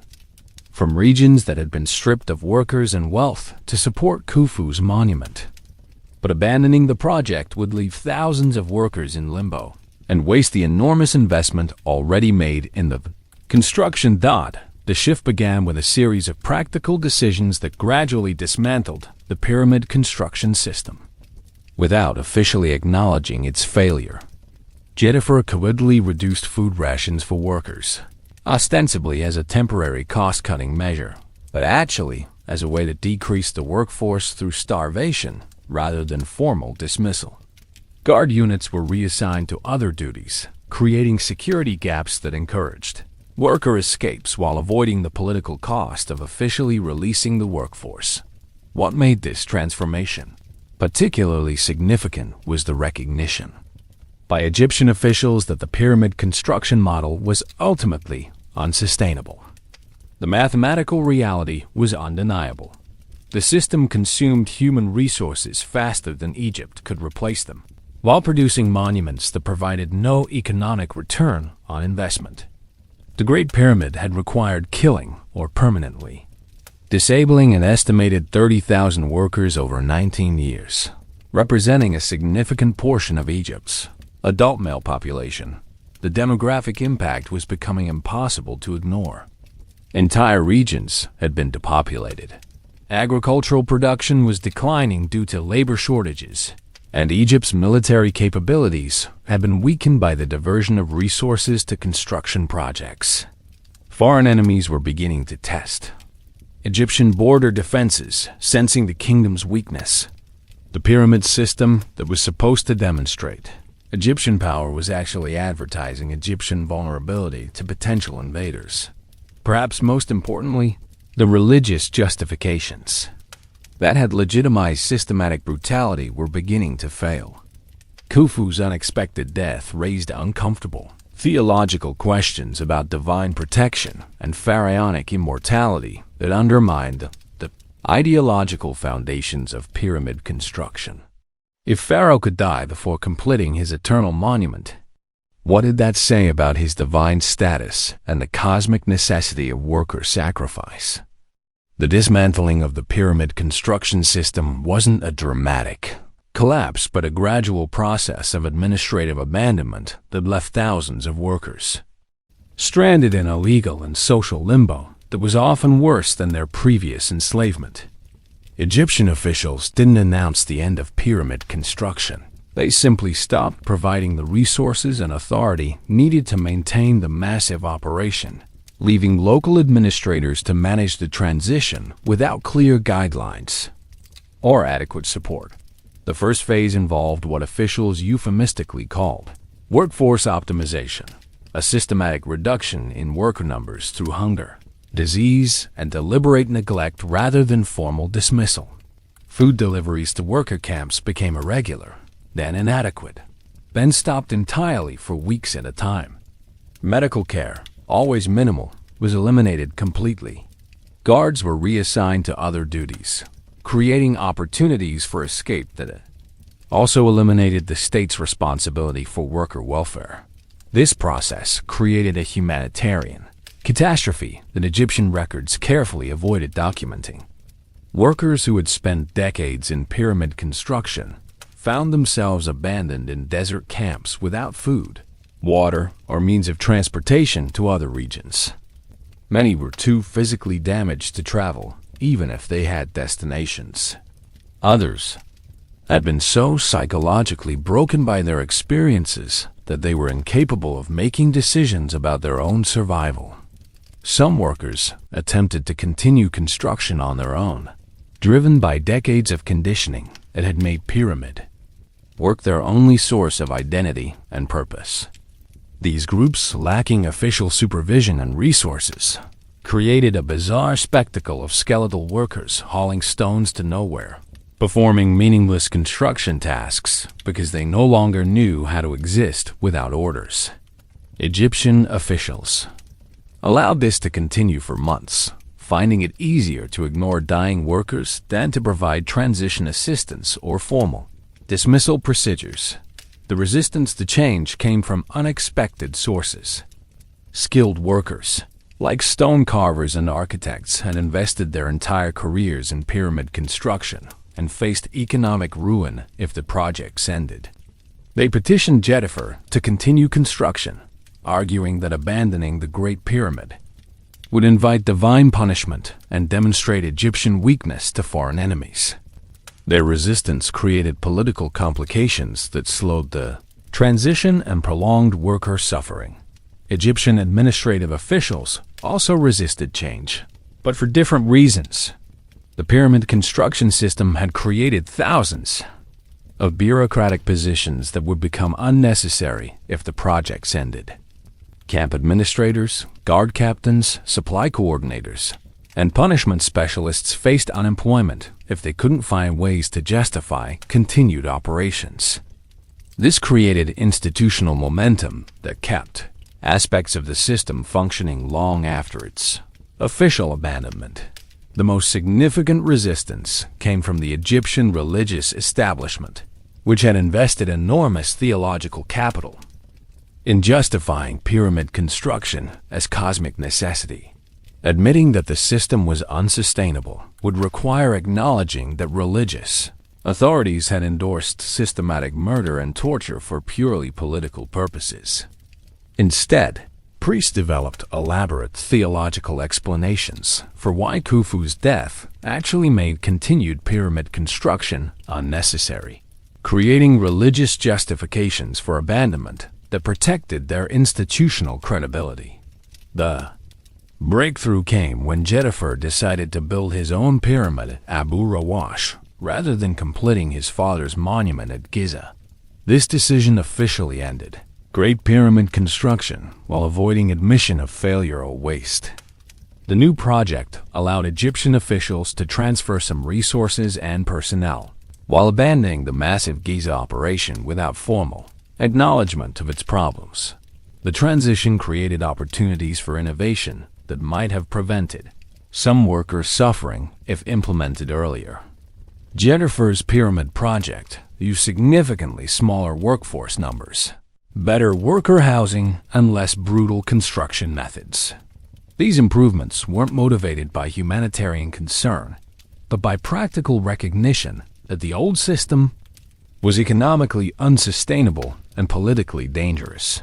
However, the new methods came too late for the thousands of workers abandoned at Giza. The reformed pyramid construction at Abu Rawash proceeded while former Giza workers died in abandoned camps that Egyptian authorities pretended no longer existed. The institutional memory of systematic brutality was preserved and applied to new projects, while the human cost of the old system was simply ignored. The role of individual Egyptian officials in managing this transition revealed the complicated psychology of institutional change in authoritarian systems. Some officials genuinely attempted to improve conditions for abandoned workers, providing informal assistance and protection despite lack of official authorization. Others used the transition as an opportunity to eliminate witnesses to their participation in systematic brutality, ensuring that surviving workers couldn't testify about what they had experienced. The most telling aspect of the change process was how it preserved the essential elements of the pyramid construction system while modifying its scale and methods. The fundamental principle that worker lives were expendable for pharaonic projects remained unchanged. The administrative techniques for controlling large workforces were maintained and refined. The religious justifications for extreme inequality were adapted rather than abandoned. Change occurred in the symptoms of the system rather than its underlying logic. The new system that emerged from the collapse of Great Pyramid construction was in many ways more insidious than what it replaced.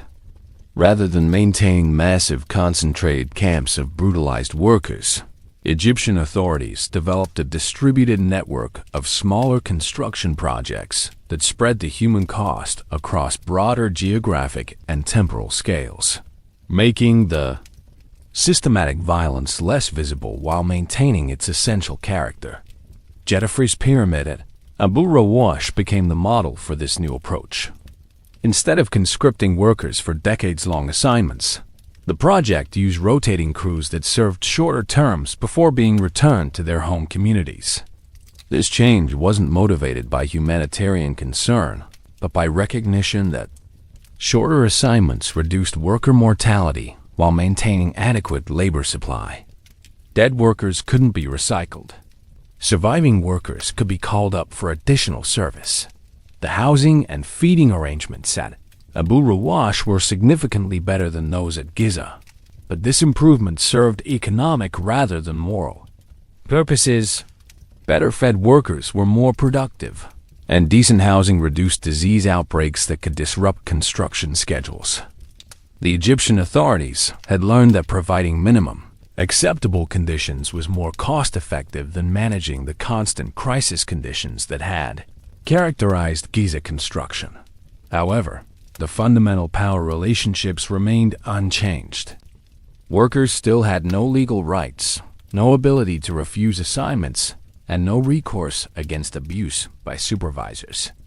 The punishment systems were refined rather than eliminated, using more sophisticated psychological pressure and less obvious physical brutality. The new methods were more sustainable but equally dehumanizing, creating suffering that was more manageable for administrators while remaining devastating for workers. The treatment of Giza survivors revealed the true character of the new system. Rather than providing assistance or compensation for decades of service, Egyptian authorities simply abandoned former pyramid workers to their fate. Those who could travel returned to home communities that often no longer existed or couldn't support additional population. Others became beggars in Egyptian cities, their broken bodies serving as unwelcome reminders of the human cost of pharaonic ambition. The administrative innovations developed during the Wyetian transition became permanent features of Egyptian governance. The techniques for managing large workforces, controlling information about working conditions, and justifying systematic exploitation were applied to other state projects, including military campaigns, agricultural development, and urban construction. The pyramid construction system didn't disappear. It metastasized throughout Egyptian society. The new reality included sophisticated propaganda systems designed to manage public perception of rural construction projects, rather than openly acknowledging the human cost of pyramid building. Egyptian authorities developed narrative frameworks that emphasize voluntary participation, worker pride, and religious significance. These propaganda techniques made it easier to recruit workers and reduce political resistance to construction projects. The economic arrangements were restructured to distribute costs more broadly across Egyptian society, rather than concentrating them in specific regions. Instead of stripping particular areas of their entire male population, the new system took smaller numbers from larger geographic areas, reducing local resistance while maintaining adequate workforce levels. This change made the exploitation less visible and more politically sustainable. Perhaps most significantly, the new reality normalized the essential features of the pyramid construction system while eliminating its most obviously unsustainable aspects.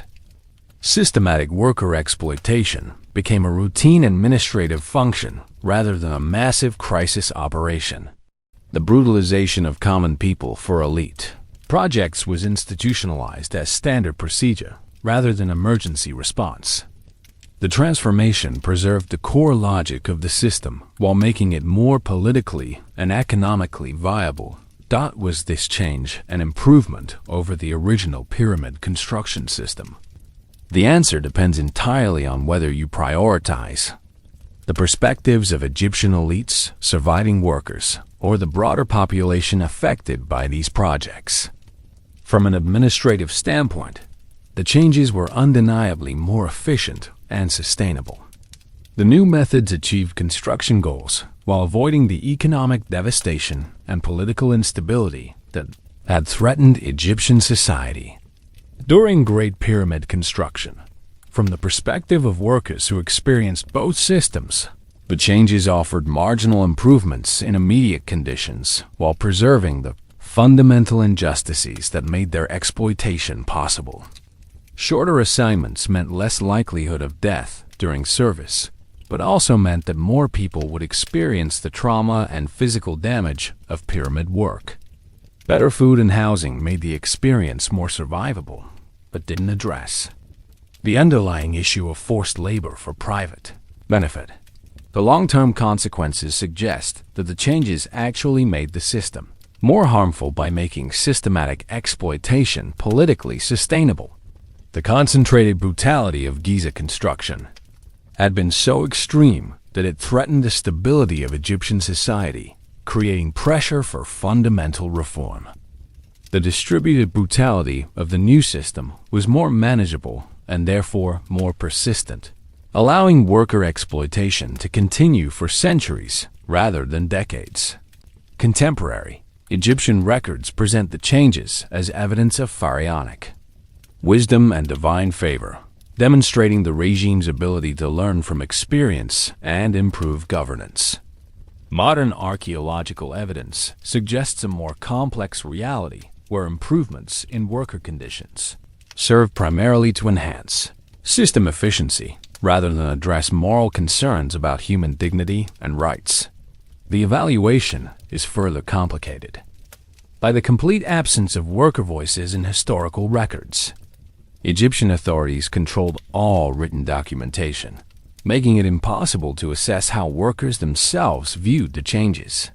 The archaeological evidence of improved living conditions tells us about material circumstances, but nothing about psychological impact or worker satisfaction with the new arrangements. Perhaps most importantly, the changes preserved and legitimized the fundamental assumption that common people existed, primarily to serve elite projects regardless of personal cost. This ideological framework would continue to influence Egyptian governance and inspire similar systems in other societies, making the improved pyramid construction system a template for sustainable authoritarianism rather than progress toward human dignity. In the years and decades that followed the Great Pyramid's completion, Egypt grappled with the massive human and economic costs of Khufu's monument while simultaneously applying the lessons learned from systematic exploitation to new construction projects throughout the kingdom. The immediate aftermath wasn't recovery or reform. It was the institutionalization of brutality, a standard administrative procedure. The techniques developed for controlling pyramid workers became the template for managing labor on every subsequent royal project, creating a permanent system of state-sponsored exploitation that would define Egyptian governance for centuries. The demographic devastation was staggering and long-lasting. Entire regions of Egypt had been stripped of their adult male populations, creating communities of widows, orphans, and elderly people who struggled to maintain basic agricultural production. The Nile Delta region, which had provided many of the pyramid's seasonal workers, experienced a population decline that lasted for generations. Villages that had once been prosperous farming communities became ghost towns where abandoned fields returned to swamp and desert. The economic consequences rippled through Egyptian society in ways that Egyptian officials struggled to manage. The massive resource investment in pyramid construction had drained the kingdom's treasury, while the loss of agricultural workers reduced Egypt's ability to generate new wealth. Tax collection became increasingly difficult as communities lacked the manpower to maintain productive agriculture. The kingdom that had built the world's largest pyramid found itself economically weaker and more vulnerable than before construction began. But perhaps most significantly, the pyramid project had created a new class of Egyptian officials who specialized in mass human exploitation. These administrators, guards, and overseers had spent decades perfecting techniques for controlling large workforces through systematic brutality. Rather than disbanding this expertise after pyramid completion, Egyptian authorities found new applications for their skills in military campaigns, urban construction projects, and agricultural development programs. The psychological legacy was equally profound. Egyptian society had normalized extreme inequality and systematic cruelty as acceptable costs for achieving state objectives. The successful completion of the Great Pyramid proved to Egyptian elites that any level of human suffering was justified if it served pharaonic purposes. This ideological framework became embedded in Egyptian political culture, influencing decision-making about labor policy, military recruitment, and resource allocation for generations. The religious establishment worked diligently to reframe the pyramid construction experience as a sacred triumph rather than a humanitarian catastrophe. Priests developed elaborate theological narratives that portrayed worker suffering as voluntary sacrifice for divine purposes, creating religious justifications for systematic exploitation that would be applied to future projects. The human cost of pyramid building was transformed from tragedy into sacred duty through sophisticated propaganda campaigns that influenced Egyptian religious thought for centuries. The international consequences were more complex but equally significant. Foreign kingdoms that had provided workers through tribute, trade, or military defeat learned to fear Egyptian construction projects as thinly disguised genocide. This reputation made diplomatic relations more difficult and increased the costs of maintaining Egypt's tributary relationships with neighboring societies. The pyramid legacy created international perceptions of Egyptian brutality that influenced regional politics throughout the ancient world. The generation of Egyptian officials who rose to power after Great Pyramid completion brought different perspectives and priorities to royal construction projects, but they inherited institutional systems and cultural assumptions that channeled their efforts toward refined rather than reformed exploitation of human resources. These new players weren't necessarily more humane than their predecessors. They were more sophisticated in their understanding of how to extract maximum labor while maintaining political stability and economic sustainability. Pharaoh Khufu, who succeeded Jephthah and built the second pyramid at Giza, represented a new approach to royal construction that learned from the mistakes of his father's project. Rather than attempting to surpass the Great Pyramid's scale, Khufu focused on efficiency and sustainability, using smaller workforces for shorter periods while maintaining the essential features of the forced labor system. His project managers had studied the administrative records from Khufu's construction and developed more sophisticated techniques for worker control that achieved similar results with less obvious brutality. Heminu's successor as chief architect was a man named Ankhof, whose approach to construction management reflected the lessons learned from the Great Pyramid's nearly catastrophic human costs. Ankhof developed rotation systems that prevented workers from being completely broken by construction service, not out of humanitarian concern, but because maintaining a renewable workforce was more economically efficient than constantly recruiting replacement workers for those who died or became permanently disabled. The new generation of camp administrators included officials like Kawab and Minjdef, who had served as junior administrators during Great Pyramid construction and understood both the effectiveness and the limitations of extreme brutality. They developed more subtle psychological control techniques that achieved worker compliance without the massive mortality rates that had threatened project completion during Khufu's reign. Their innovations included improved food distribution systems, basic medical care, and reward structures that motivated workers through hope as well as fear. Religious authorities also adapted to the post-pyramid reality, with priests like Nebenachit developing theological frameworks that justified continued worker exploitation while avoiding the most obviously blasphemous aspects of the Great Pyramid experience. These religious innovations provided ideological cover for systematic brutality while creating theological distance from the most extreme atrocities that had characterized earlier construction projects. The military establishment contributed new players who brought different expertise to construction management. Generals like Juan Minofred applied military discipline and organizational techniques to civilian construction projects, creating hybrid systems that combine the efficiency of military command structures with the sustained brutality of civilian labor camps. These military innovations made construction projects more organizationally sophisticated while maintaining their essential character as exercises in systematic human exploitation. Foreign administrators also played increasingly important roles in later Egyptian construction projects. Officials like the Nubian overseer Harkuf and the Levanting coordinator Khnumhotep brought different cultural perspectives and administrative techniques that Egyptian authorities found useful for managing diverse workforces. However, their participation in Egyptian construction projects required them to adopt and implement the same brutal methods that had characterized pyramid building, creating an international cadre of officials skilled in systematic exploitation.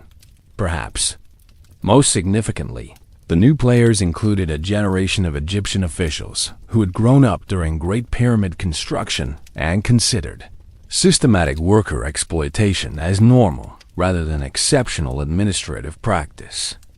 These officials didn't need to overcome moral qualms or develop ideological justifications for brutality. They implemented extreme measures as routine procedure, making the pyramid construction model more politically sustainable by eliminating the psychological barriers that had complicated earlier projects.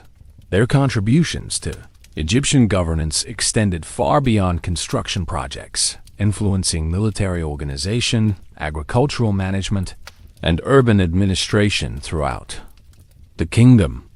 The pyramid legacy became embedded in Egyptian institutional culture through these officials who carried forward the administrative techniques and ideological frameworks developed during the Great Pyramid's construction. But some fundamental problems created by pyramid construction persisted long after the monuments were completed, creating ongoing challenges that Egyptian authorities struggled to address without acknowledging the systematic nature of the damage they had inflicted on their own society. The demographic devastation, economic disruption, and social trauma caused by pyramid building had created structural problems that influenced Egyptian governance and society for centuries. The most persistent issue was the ongoing labor shortage, caused by pyramid construction's massive human costs. Regions that had been stripped of workers never fully recovered their populations, creating permanent agricultural and economic problems that reduced Egypt's overall productivity and wealth. Egyptian authorities tried to address this through increased conscription from remaining populations, but this approach simply spread the demographic damage more widely rather than solving the underlying problem. The breakdown of traditional family and community structures in pyramid-affected regions created social problems that Egyptian administrators found difficult to manage. Villages where most adult men had been killed or permanently disabled during construction became dependent on state support, creating fiscal burdens that strained Egypt's already weakened economy. The communities of widows, orphans, and disabled workers created by pyramid construction required ongoing resources that provided no economic return.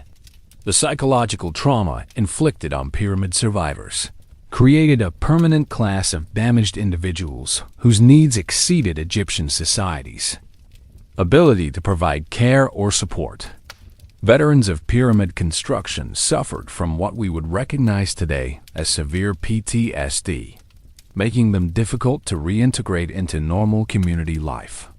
Many became beggars, criminals, or hermits who served as unwelcome reminders of the human cost of pharaonic ambition. The religious contradictions created by pyramid construction continued to challenge Egyptian theological thought long after the projects ended. The systematic violation of traditional values about justice, compassion, and proper treatment of the dead had created theological problems that priests struggled to resolve without undermining the religious foundations of pharaonic authority. These contradictions influenced Egyptian religious development for centuries, creating theological instabilities that affected political legitimacy. The international reputation damage caused by pyramid construction created ongoing diplomatic and military challenges that limited Egypt's ability to maintain peaceful relationships with neighboring societies. Foreign kingdoms remained suspicious of Egyptian motives and resistant to tributary relationships that might provide labor for future construction projects. This diplomatic isolation increased Egypt's military costs and reduced its access to resources and trade relationships. The environmental damage caused by pyramid construction created ecological problems that persisted for centuries. The massive deforestation required for construction materials, the soil degradation caused by quarrying operations, and the water system disruption caused by construction activities had created environmental damage that reduced Egypt's agricultural productivity and economic sustainability. Perhaps most problematically, the administrative systems developed for pyramid construction had become institutionalized as standard Egyptian governance techniques, creating ongoing cycles of systematic exploitation that affected every aspect of Egyptian society. Military recruitment, agricultural management, urban construction, and tribute collection all incorporated the brutal control techniques developed during pyramid building, making systematic human exploitation a permanent feature of Egyptian political culture. The precedent established by successful pyramid completion encouraged increasingly ambitious construction projects that consumed ever larger amounts of human and economic resources. Each new project built on the administrative and ideological foundations laid by pyramid construction, creating a competitive dynamic among pharaohs to demonstrate their power through increasingly massive and costly monuments. These ongoing issues reveal how pyramid construction had created institutional and cultural changes that were far more lasting and destructive than the immediate human costs of building the pyramids. Monuments themselves. The pyramid legacy wasn't just about the workers who died during construction. It was about the permanent transformation of Egyptian society in ways that continued to generate human suffering for centuries after the last stone was placed. Compared to earlier periods of Egyptian history, the post-pyramid era represented a fundamental transformation in the relationship between rulers and subjects that made systematic exploitation a routine rather than exceptional feature of governance. Before pyramid construction, Egyptian pharaohs had certainly used forced labor and violent coercion, but the scale and systematic nature of pyramid brutality established new precedents for what was considered acceptable treatment of common people. In service of elite objectives, the administrative sophistication developed during pyramid construction far exceeded anything seen in earlier Egyptian projects or contemporary foreign societies. The logistical coordination required to manage 20,000 workers, the psychological control techniques used to prevent resistance, and the propaganda systems developed to justify systematic brutality were innovations that influenced governance throughout the ancient world. Egyptian pyramid techniques became models for later authoritarian systems across different cultures and time periods. When compared to other major construction projects in ancient Mesopotamia, China, or the Americas, Egyptian pyramid building stands out for its deliberate systematization of human suffering rather than its architectural achievements.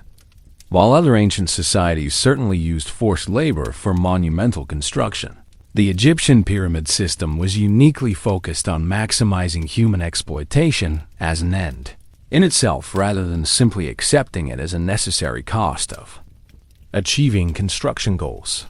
The contrast with modern construction capabilities reveals the fundamental inefficiency of systems based on systematic human exploitation.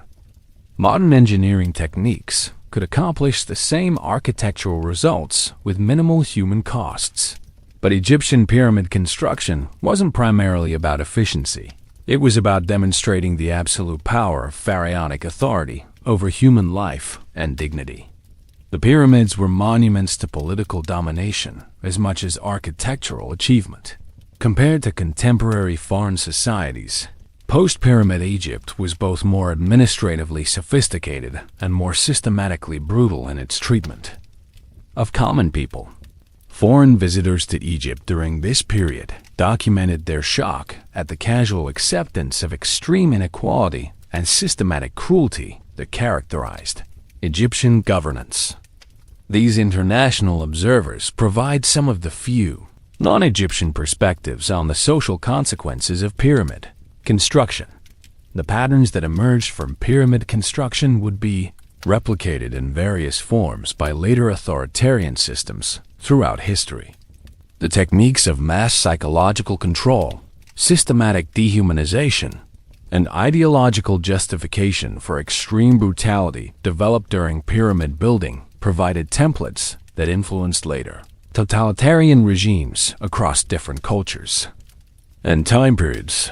What made the Egyptian pyramid system unique was its integration of religious, administrative, and cultural elements into a comprehensive framework for systematic exploitation that was both politically sustainable and economically productive.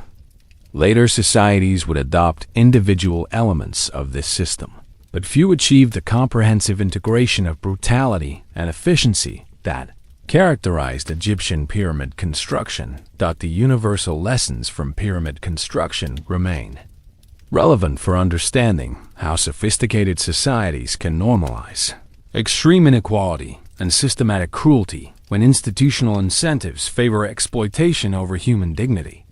The pyramid legacy demonstrates that technological sophistication and cultural achievements are perfectly compatible with systematic human destruction when power becomes concentrated and accountability disappears. By the reign of Pharaoh Khufu, approximately 50 years after Great Pyramid completion, the warning signs of systemic collapse were becoming impossible for Egyptian authorities to ignore or suppress through propaganda and administrative manipulation. The kingdom that had once commanded unlimited human resources for massive construction projects was struggling to maintain basic governmental functions, while the social and economic foundations that had supported pharaonic power were crumbling under the accumulated weight of decades of systematic exploitation.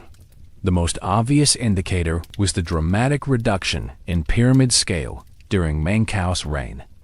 His pyramid at Giza was less than half the size of his predecessors, not because of architectural preference, but because Egypt simply lacked the human and economic resources to support another massive construction project. Egyptian officials publicly attributed this reduction to religious innovation and architectural refinement.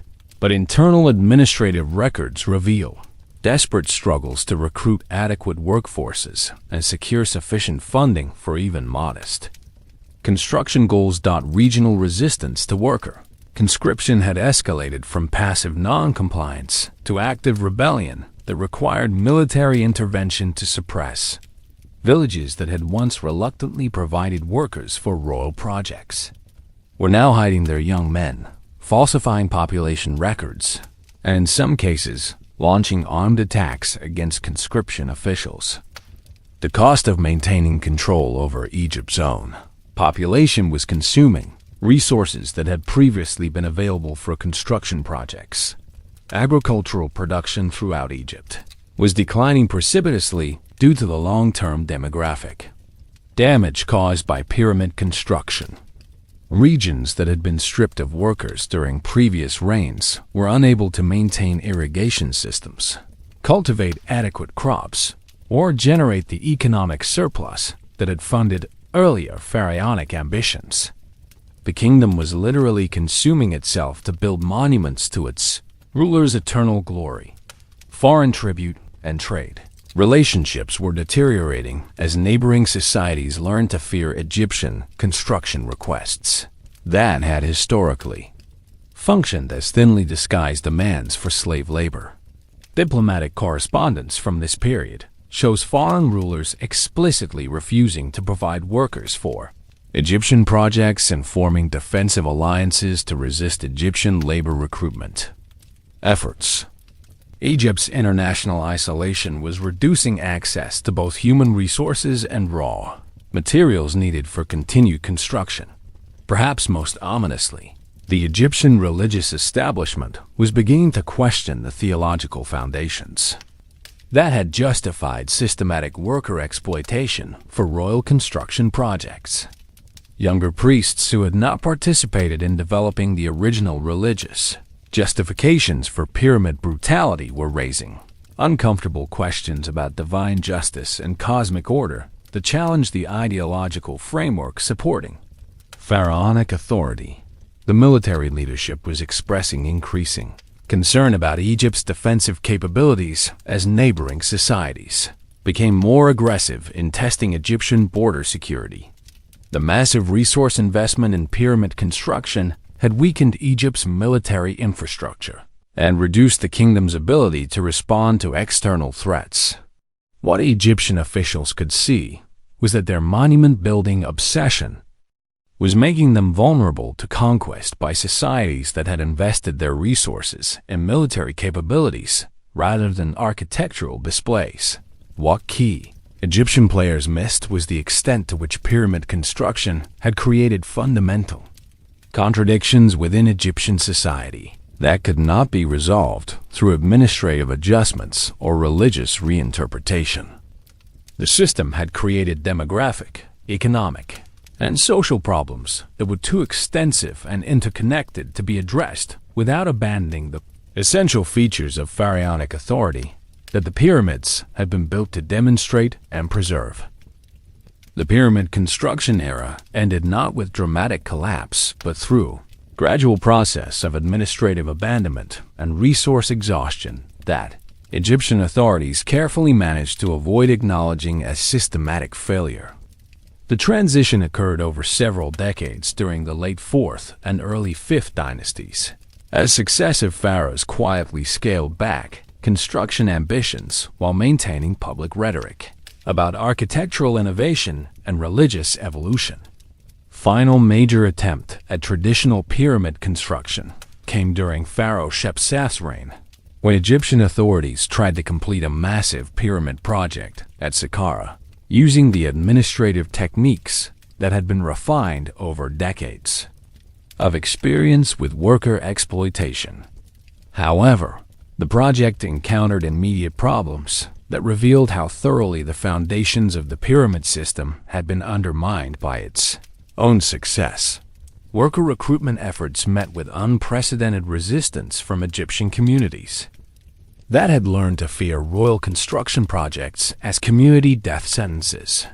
Entire regions that had previously provided reliable labor supplies were now empty of suitable workers, either because their populations had been consumed by earlier projects or because surviving communities had developed effective resistance strategies. Administrative records from this period describe officials traveling increasingly long distances to find adequate workforces, often returning empty-handed despite expanded conscription authority. The economic infrastructure needed to support large-scale construction had been seriously degraded by decades of resource diversion from productive sectors to monument building.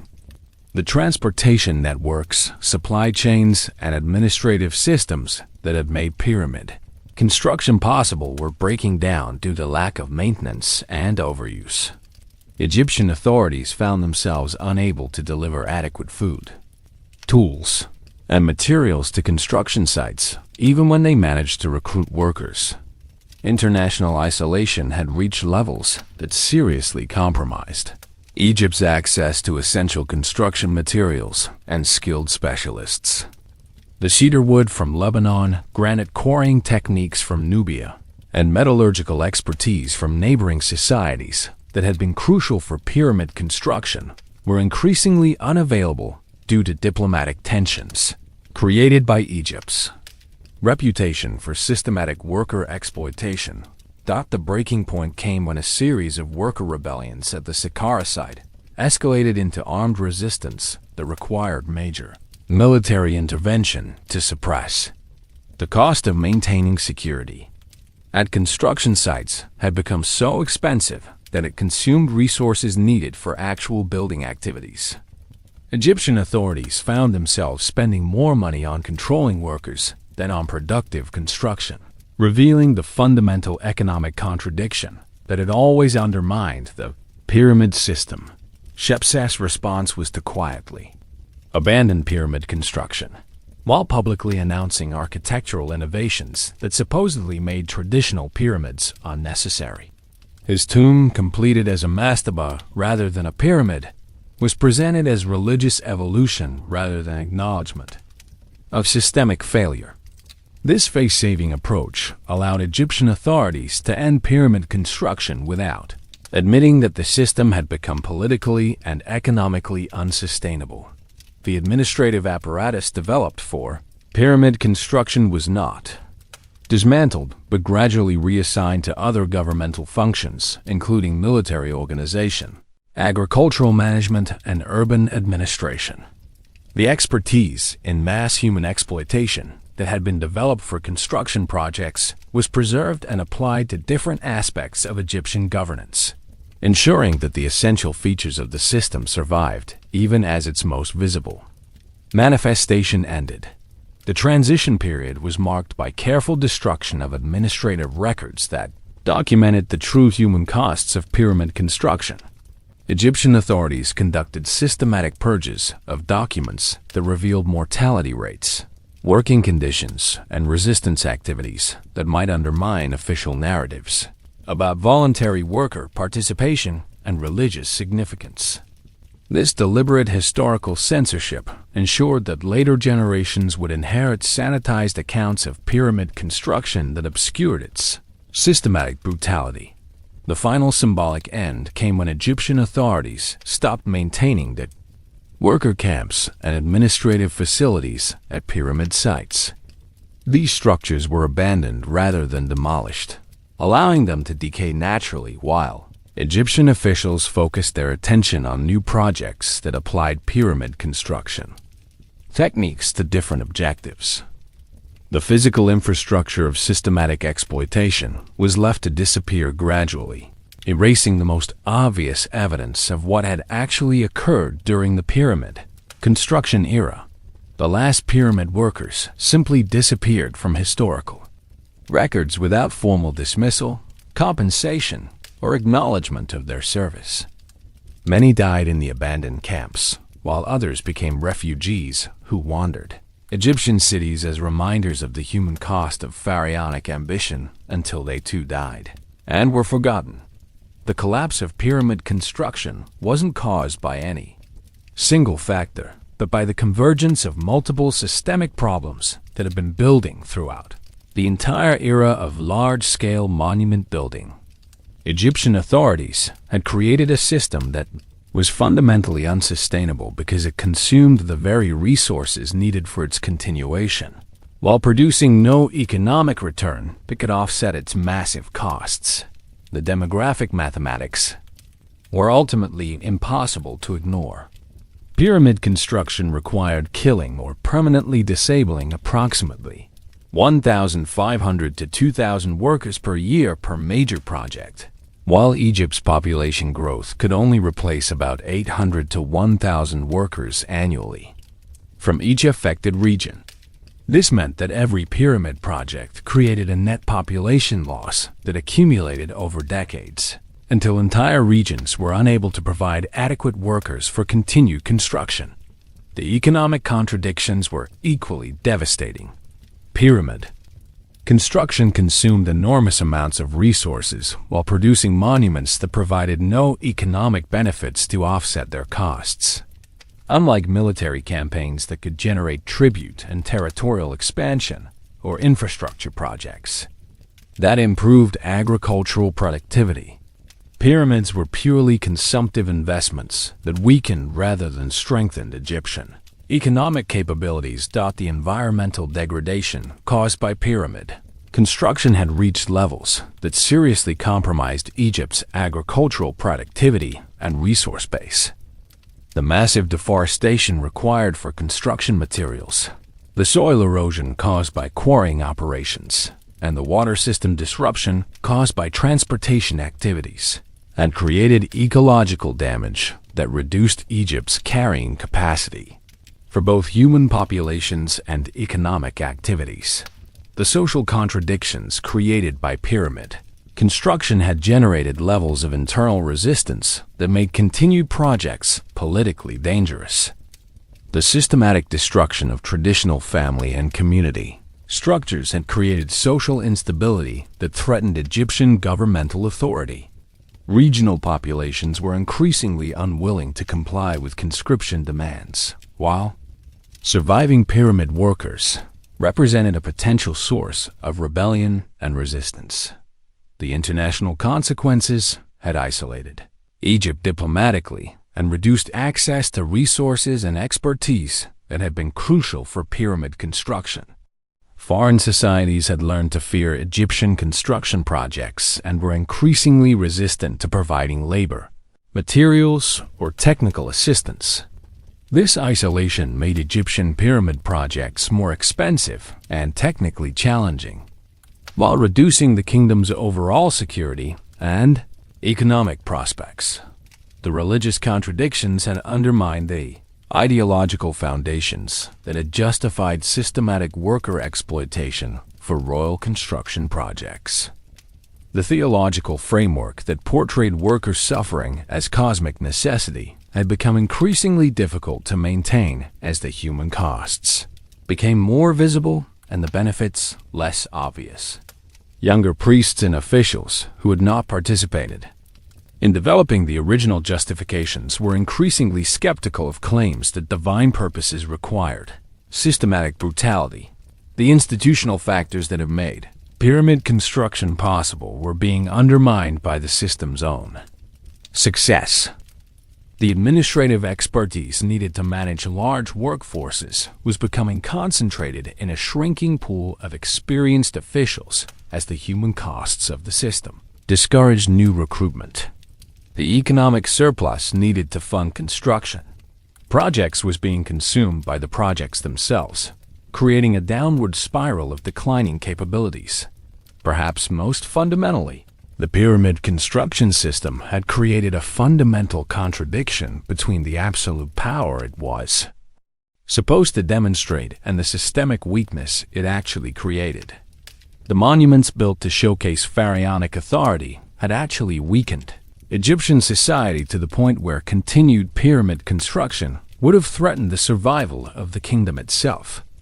Egyptian authorities faced a choice between abandoning pyramid construction or risking the collapse of Egyptian civilization, and they chose survival over monuments.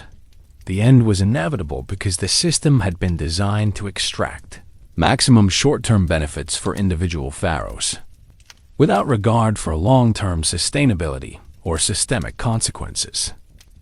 The immediate aftermath of pyramid construction's end was not relief or recovery, but a complex process of institutional adaptation that preserved essential features of systematic exploitation while redirecting them toward different objectives. Egyptian authorities didn't abandon the administrative techniques and ideological frameworks developed during pyramid construction.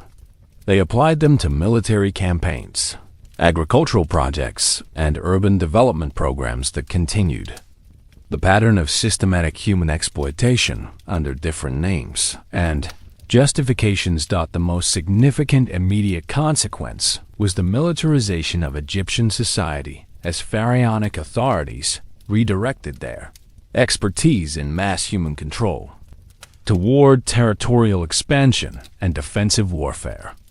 The administrative systems that had managed pyramid workforces were adapted for military recruitment and logistics, while the psychological control techniques developed for construction camps were applied to military training and discipline.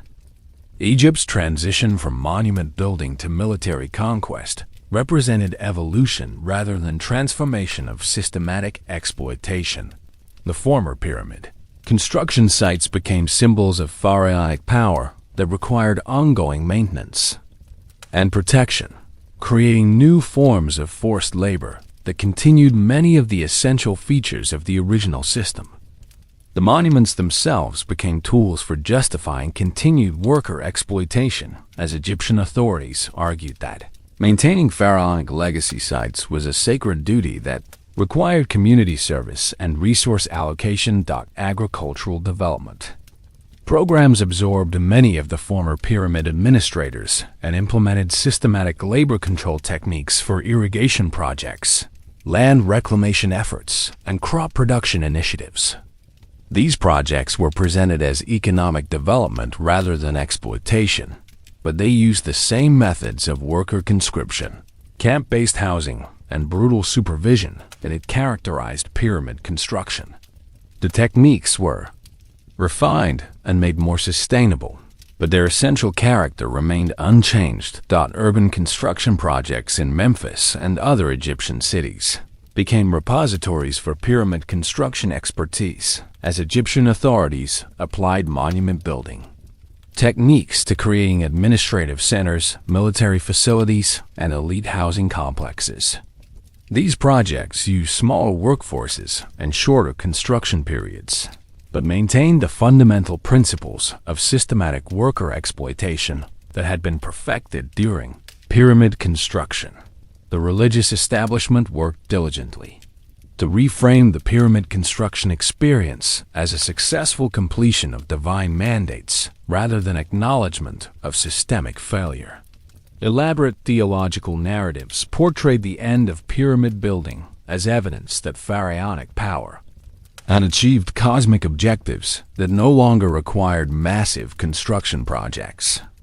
This religious revisionism preserved the ideological frameworks that had justified systematic exploitation while providing face-saving explanations for why such projects were no longer necessary. The international legacy included diplomatic isolation and military vulnerability that influenced Egyptian foreign policy for generations. Neighboring societies remained suspicious of Egyptian motives and resistant to tributary relationships that might involve labor obligations.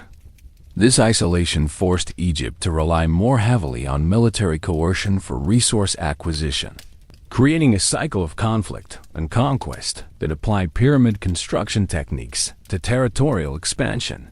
Perhaps most significantly, the immediate legacy included the normalization of systematic exploitation as routine administrative practice rather than emergency response to special circumstances. The legacy of pyramid construction shaped the development of authoritarian governance systems throughout the ancient world and established precedents for systematic human exploitation that would influence civilization for millennia. The administrative techniques, psychological control methods, and ideological frameworks developed during Egyptian pyramid building provided templates that later empires and dictatorships would adapt and refine for their own purposes of mass population control and resource extraction. The Roman Empire borrowed extensively from Egyptian pyramid construction techniques when organizing massive building projects like the Colosseum, aqueduct systems, and military fortifications. Roman engineers studied Egyptian administrative records and adapted pyramid workforce management methods for their own construction needs, creating hybrid systems that combine Egyptian psychological control techniques with Roman military discipline. The result was a more efficient and sustainable model of systematic exploitation that could be applied across diverse populations and geographic regions, without triggering the demographic collapse that had undermined Egyptian pyramid construction. Medieval European cathedral construction incorporated many features of the Egyptian pyramid system, including the use of forced labor, camp-based housing for workers, and religious justification for extreme hardship in service of monumental architecture. The Gothic cathedrals that define European skylines were built using administrative techniques that descended directly from Egyptian pyramid construction, adapted for Christian rather than pharaonic religious frameworks, but maintaining the essential logic of sacrificing human welfare for architectural glory.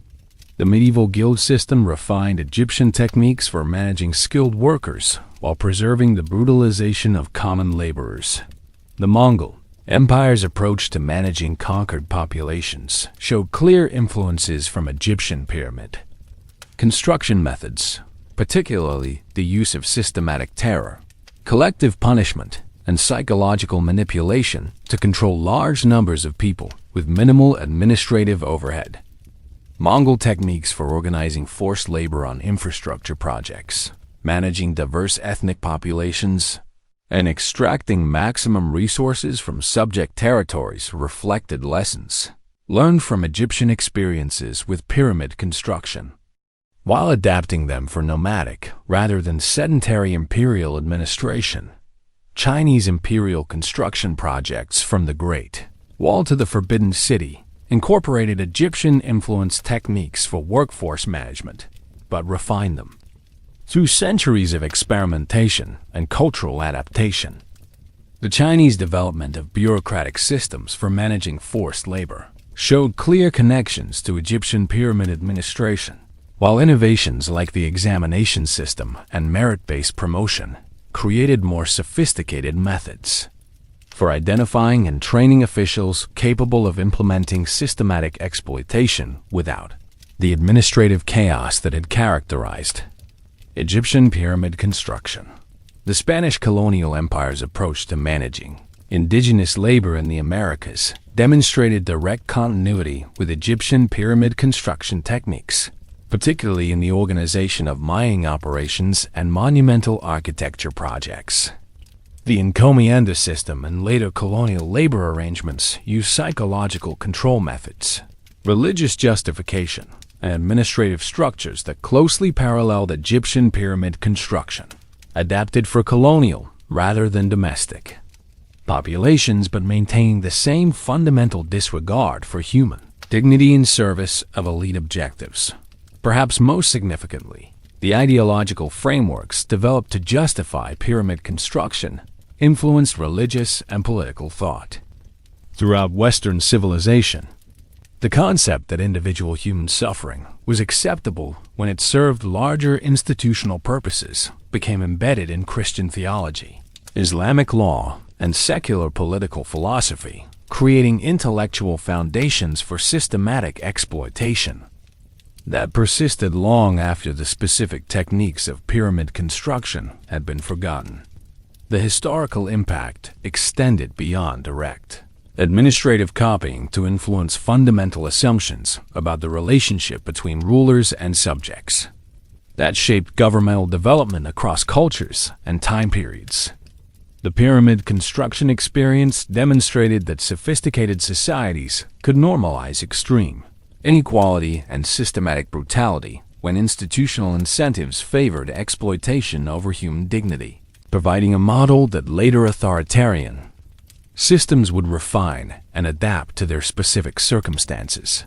Later generations of historians and archaeologists would sanitize these influences by focusing on architectural achievements while ignoring construction methods, creating scholarly traditions that celebrated the technical innovations of systematic exploitation while minimizing its human costs.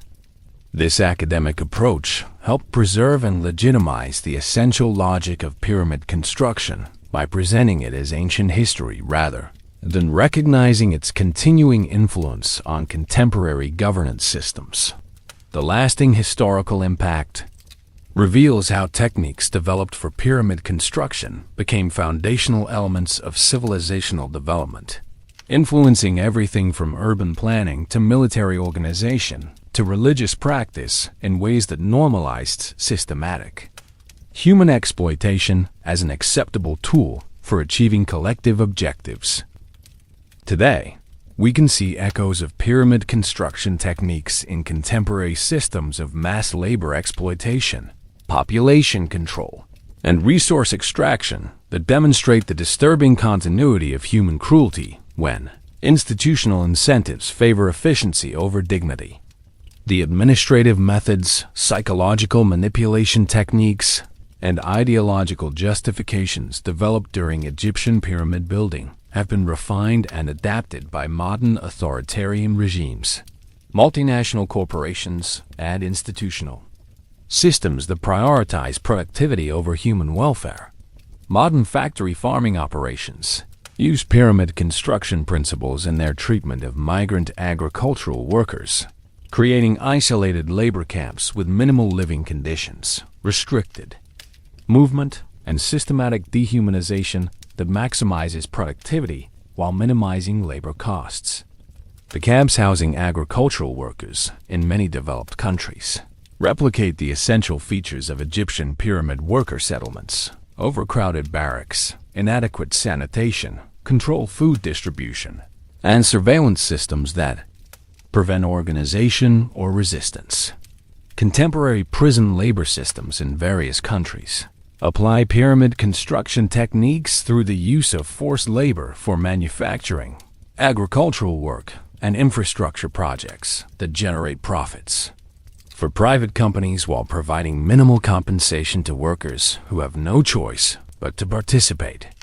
The psychological control methods used in modern correctional facilities, isolation, arbitrary punishment, destruction of family connections, and elimination of personal identity, directly parallel the techniques developed for controlling pyramid workers. Modern human trafficking operations use sophisticated versions of Egyptian pyramid construction methods to control victims through debt bondage, psychological manipulation, and systematic isolation from support networks.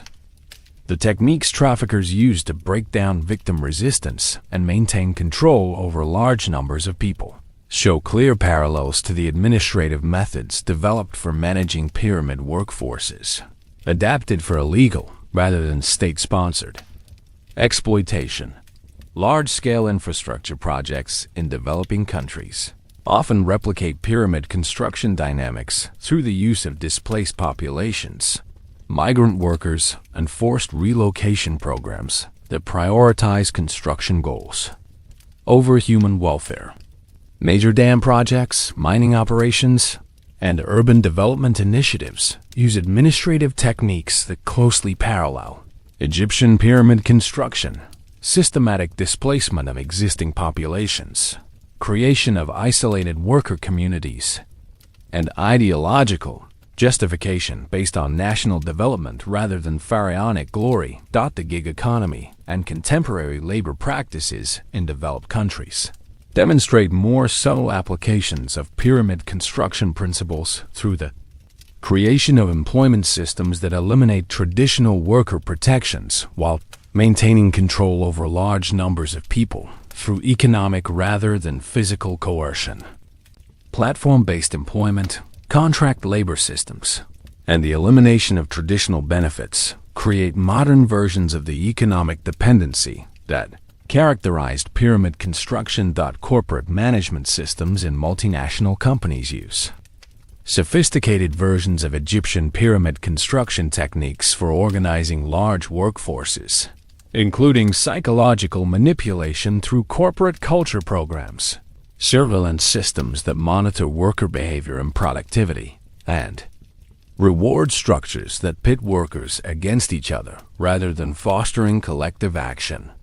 The human resources techniques used by major corporations for managing global workforces show clear connections to administrative methods developed during pyramid construction. Modern authoritarianism incorporates pyramid construction techniques through the use of mass surveillance, systematic psychological manipulation, and the creation of isolated populations that can be controlled through fear and economic dependency. Contemporary authoritarian regimes use technology to implement pyramid construction principles on scales that would have been impossible for ancient Egyptian administrators. But the essential logic remains the same: systematic exploitation of human resources for elite benefit. Climate change mitigation projects and renewable energy infrastructure development sometimes replicate pyramid construction dynamics through the displacement of indigenous populations, creation of sacrifice zones, and prioritization of environmental goals over human welfare in affected communities. The ideological justification has shifted from pharaonic glory to planetary survival, but the administrative techniques and human costs often parallel those of ancient pyramid construction. Perhaps most troubling are the ways that contemporary educational, healthcare, and social service systems sometimes incorporate pyramid construction principles through the systematic devaluation of human dignity in service of institutional efficiency. The treatment of students, patients, and service recipients as inputs to be processed rather than individuals with inherent value reflects the same administrative logic that characterized pyramid construction. These modern parallels reveal that the fundamental techniques of systematic human exploitation developed during pyramid construction have not disappeared, but have been refined and adapted to contemporary circumstances, often hidden behind technological sophistication and ideological frameworks that obscure their essential continuity with ancient brutality. Even now, pyramid construction continues to influence contemporary society through academic study, popular culture, political discourse, and social movements that either perpetuate or challenge the administrative techniques and ideological frameworks developed during ancient Egyptian monument building. The ways we remember, study, and discuss pyramid construction reveal ongoing tensions about how society should balance individual human dignity against collective objectives that require significant sacrifice and systematic exploitation. Archaeological research on pyramid construction sites continues to uncover evidence of systematic worker exploitation, but academic institutions often struggle with how to present these findings without undermining popular fascination with ancient Egyptian achievements. The scholarly community faces ongoing debates about whether to emphasize architectural accomplishments or human costs, revealing contemporary discomfort with acknowledging the relationship between cultural achievements and systematic brutality. This academic tension reflects broader societal reluctance to confront uncomfortable truths about the foundations of civilizational development. Our popular culture representations of pyramid construction in movies, documentaries, and educational materials typically sanitize the experience by focusing on engineering marvels, while minimizing or ignoring the human suffering involved in construction. This cultural sanitization helps maintain contemporary comfort with systems that prioritize impressive results over human welfare, suggesting that the ideological frameworks used to justify pyramid construction continue to influence how we think about acceptable costs for achieving collective goals. Hollywood's romanticized depictions of ancient Egypt systematically erase the systematic violence that made pyramid construction possible. Political movements and social activists use pyramid construction as a symbol for various contemporary issues, sometimes drawing parallels between ancient worker exploitation and modern labor conditions, while others invoke the pyramids as examples of what human societies can achieve when they mobilize resources toward common objectives. These competing interpretations reveal ongoing disagreements about whether pyramid construction should be remembered as an inspiration or a warning about the dangers of concentrated power and systematic dehumanization. Educational curricula in schools around the world typically present pyramid construction as a testament to human achievement rather than an example of systematic exploitation, suggesting that contemporary educational systems continue to be influenced by the ideological frameworks that justified ancient brutality. The ways children learn about pyramid construction shape their understanding of acceptable relationships between individual sacrifice and collective achievement, potentially normalizing systematic exploitation as a natural feature of human progress. Corporate training programs and management literature sometimes explicitly invoke pyramid construction as a model for organizing large-scale projects and managing complex workforces, demonstrating direct continuity between ancient and contemporary administrative practices.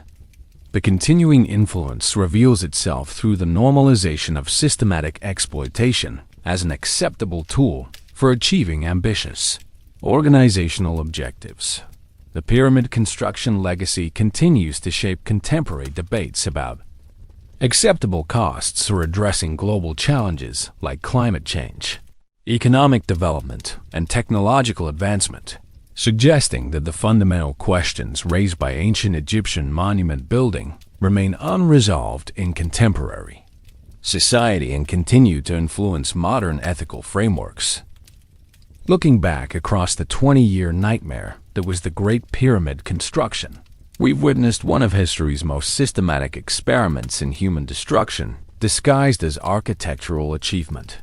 From Hamenu's initial workforce calculations to the final abandonment of worker camps, we've seen how a civilization could perfect techniques of mass exploitation that would influence authoritarian governance for millennia while creating monuments that continue to inspire wonder and admiration today.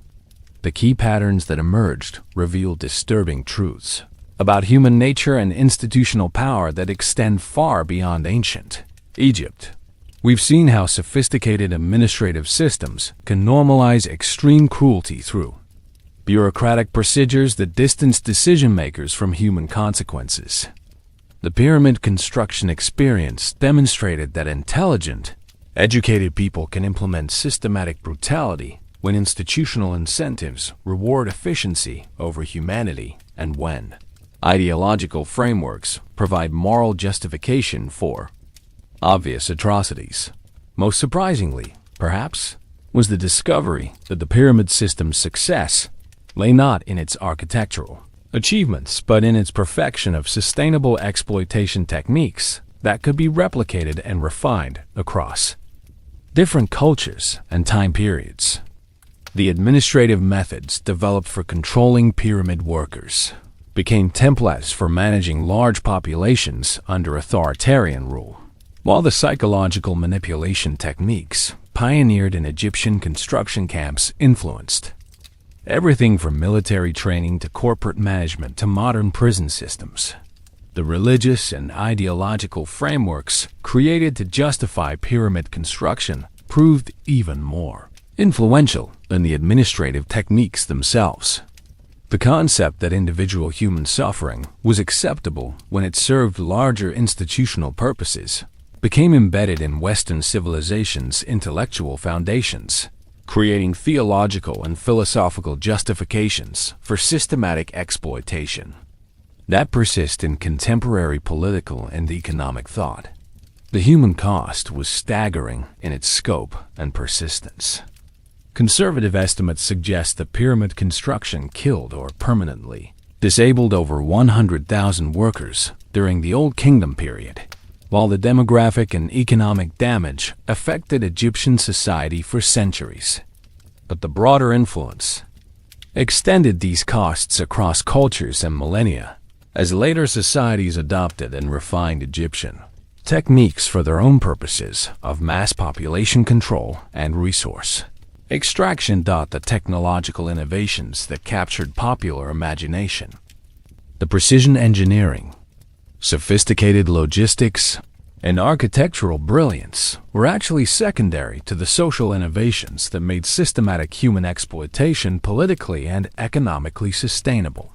The pyramids weren't primarily monuments to engineering skill. They were monuments to the perfection of institutional cruelty, demonstrating how human creativity and intelligence could be directed toward maximizing rather than minimizing human suffering. Perhaps Most chilling was the realization that pyramid construction represented not an aberration but a template for civilizational development that prioritized elite ambitions over human dignity. The techniques developed for Egyptian monument building became foundational elements of statecraft, military organization, economic development, and social control that shaped human history long after the last pyramid was completed. The journey through pyramid construction history reveals that the fundamental questions about acceptable relationships between individual welfare and collective objectives remain as relevant today as they were 4,500 years ago, suggesting that the pyramid legacy continues to influence contemporary society in ways we're only beginning to understand and acknowledge. The lessons learned from this exploration challenge us to examine our own institutions and systems for similar patterns of systematic exploitation disguised as progress or necessity.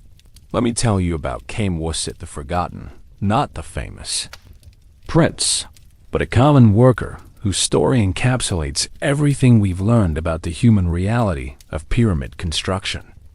His name appears only once in administrative records, as worker number 4,847 in a supply roster from the 18th year of Great Pyramid construction. But his anonymous existence represents the lives of thousands whose suffering made pharaohs' immortality possible. Kamwaset was conscripted from a delta farming village when he was 16 years old, part of a tax levy that took every third son from families who could barely sustain themselves. He spent the next 12 years hauling limestone blocks up increasingly steep ramps, watching friends and fellow workers die from accidents, exhaustion, disease, and deliberate violence while being told that their suffering served cosmic purposes beyond human understanding. His skeletal remains, identified through recent archaeological analysis, tell a story of systematic physical destruction that progressed year by year. Early bone scans show the healthy skeleton of a young farmer. Later evidence reveals compressed vertebrae, arthritic joints, lung tissue filled with stone dust, and signs of chronic malnutrition that steadily weakened his immune system. The final remains show a man who died at 28 with the bone density and organ damage typical of someone twice his age. But Kamwaset's story reveals something more important than individual suffering. It shows how the pyramid system destroyed not just bodies but souls. Administrative records describe him as progressing from reliable worker to adequate hauler, to require supervision, to unfit for heavy labor, to medical case, to deceased, no family notification required. His transformation from person to problem to disposal case illustrates the bureaucratic logic that made systematic exploitation seem like rational administration. What makes Kamwaset's story particularly powerful is its absolute ordinariness. He wasn't a hero who resisted the system or a victim who suffered exceptional brutality. He was simply a normal young man who was fed into a machine designed to convert human lives into architectural achievement. And that machine processed him exactly as it was designed to do, efficiently, completely, and without any acknowledgement that his life had value beyond its utility for pyramid construction. The truly devastating aspect of his story is how easily it could be replicated today. Kamwaset's experience of systematic dehumanization, gradual physical destruction, and bureaucratic disposal has been experienced by millions of people throughout history who found themselves trapped in systems that prioritized institutional objectives over human dignity. His story connects ancient pyramid construction to contemporary experiences of workers in authoritarian regimes, exploitative corporations, and institutional systems that treat people as expendable resources. Kamwaset died alone in a pyramid construction camp, probably never knowing that his suffering was contributing to one of the world's most celebrated architectural achievements. His body was disposed of in a mass grave without ceremony or marker, while the limestone blocks he had spent 12 years hauling were carefully positioned with millimeter precision to ensure their eternal preservation. The contrast between the care lavished on stone and the casual disposal of human remains reveals the value system that made pyramid construction possible. In death, Kamwazin achieved a form of immortality the pharaoh never intended.